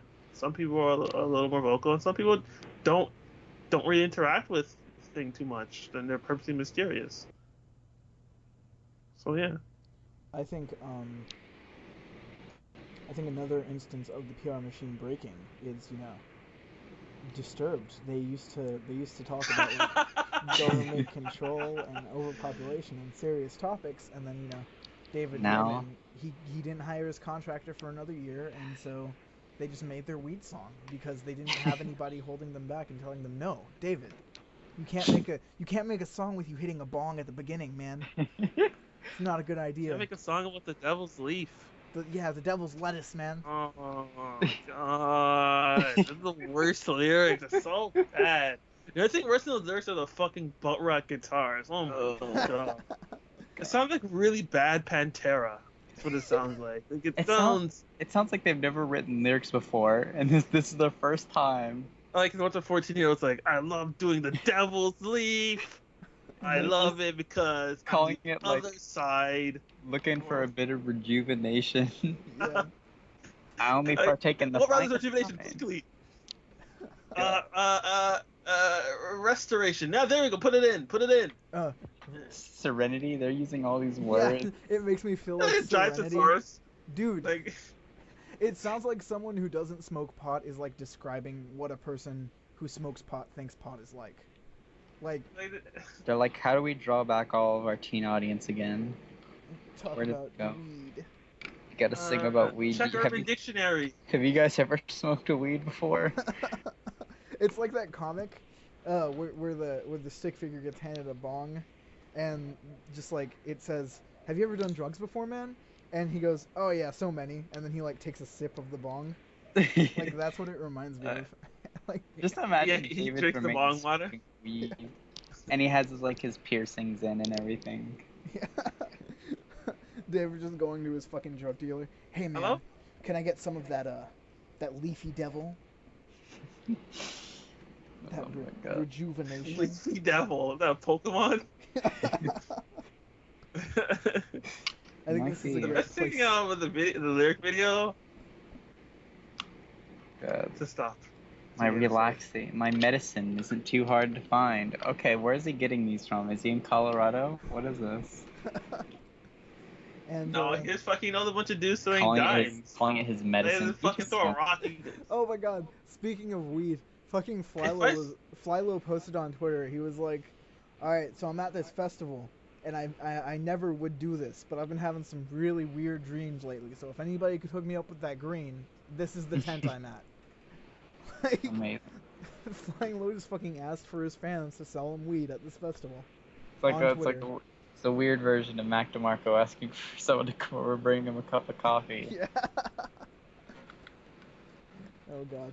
Just And, a message at the end of Flylo's next. No, next album. Mac DeMarco, he's offering coffee. Oh, that's right. He's offering coffee. Yeah, It's he the exact offers the opposite. coffee. So Yeah. he said that somebody's not going to come up there and like See, punch him Mac in is the face. giving. Flylo is taking. He doesn't think anyone's gonna come punch him in the face. Well, now No. someone's going to go Oh up there yeah, and punch yeah, him in yeah. the I face. just said It's a good idea. Like he just he's summoned wrong. it. He's wrong. There are a lot of people. Everybody's A going lot to of go people punch him rather in the punch face. him in the face. Yeah. Everyone knows where the garbage man is. I don't know. A lot of people love. A lot of people like Mac DeMarco. You know, a lot of people don't mind his grease. In I feel fact, like- the grease is what Grease is what lubricates his welcomes him. personality. Yeah, I feel like if you went Grease to punch him, your envelope. hand would just like slide off of it, off of his face. Like you'd The go grease punch is him the and loop. oh man, that's gross. That's real gross. That's a good place to end because we're pretty far into this. Yeah, we are. This is a long one. Yep. So Yeah, especially for only 2 albums, this is longer it than can't be the helped. review It's all one. So yeah, everybody, I think that's about it. A little bit of Alright. site news before we end. Silent Hill 2 video thing is still happening. It's not a lie. It's not a fake myth. It's going down. Also, I had a question, comment thing. Would you guys be interested in a PT magazine zine thing delivered to your doorstep for free? If so, if you are interested in this, please let me know. either in the YouTube comments or on the blog. Just message it, and let me know what you think, because I've been thinking about this. I've asked a couple people. They said it'd be pretty cool, and yeah. Other than that, do you guys plan on releasing anything on the website, like a article or a write-up you'd like to put here? I'll make a text post that says 7 on it. 7. 7. This is 7. And we might have a special guest in the following months, so keep an eye out for that. Chewy? Hello? Did we all die? See, I don't even know what Is this to guess. purgatory? What happened? We're all in Forge. Yeah, we're all in for a surprise. I don't know what's going on. Huh? Oh, you guys. Oh, you. RJ. No, you guys know. I am here. We know? Yeah. So. I guess I'm going to be surprised. Oh, okay. Yeah. Right. I don't. Right. Oh. Unless that's what I think it is. It is. I just sent it to the Skype group Unless chat. he knows RJ very well. Oh, yeah, What? we're good pals. Yeah. So, this is a good place to end. Thank you all for listening. You And said it 5 times. So many times. yeah. Yep. We'll catch y'all next time. See you later. Catch you on the flip side. Go to Mac See ya at the DeMarco's. park. Demand Go Folgers. smoke weed And with Mac- David Mac Drainham. DeMarco, if Don't I do can't that. come over Don't there, do if you could come over and bring me coffee, that's okay. Eat the devil's lettuce. Eat it. David Germain, if you want to smoke some weed, David Drainham, if you're listening. you can just bring it and leave, and then I'll report it to the police, because I don't do drugs. Didn't Linkin Park fucking like narc out? They narc on Sublime? Sublime. Fuck shit. Linkin Park. Oh man. But in the end, it doesn't even matter. No. I'm gonna say it again so we end on that note. Fuck Linkin Park. All right, yeah. Fuck Linkin Park. Fuck Linkin Park, I guess. I don't like the tone of that, RJ. It sounds like you're sympathizing with Linkin Park. It's already, Linkin Park sympathizes I can here. cut this whenever I want. So we'll keep it as much as possible. But I think RJ's a Linkin Park sympathizer. I'm not a Linkin Park Disgusting. or whatever. They I ratted don't on agree with their Sublime. decision on that one.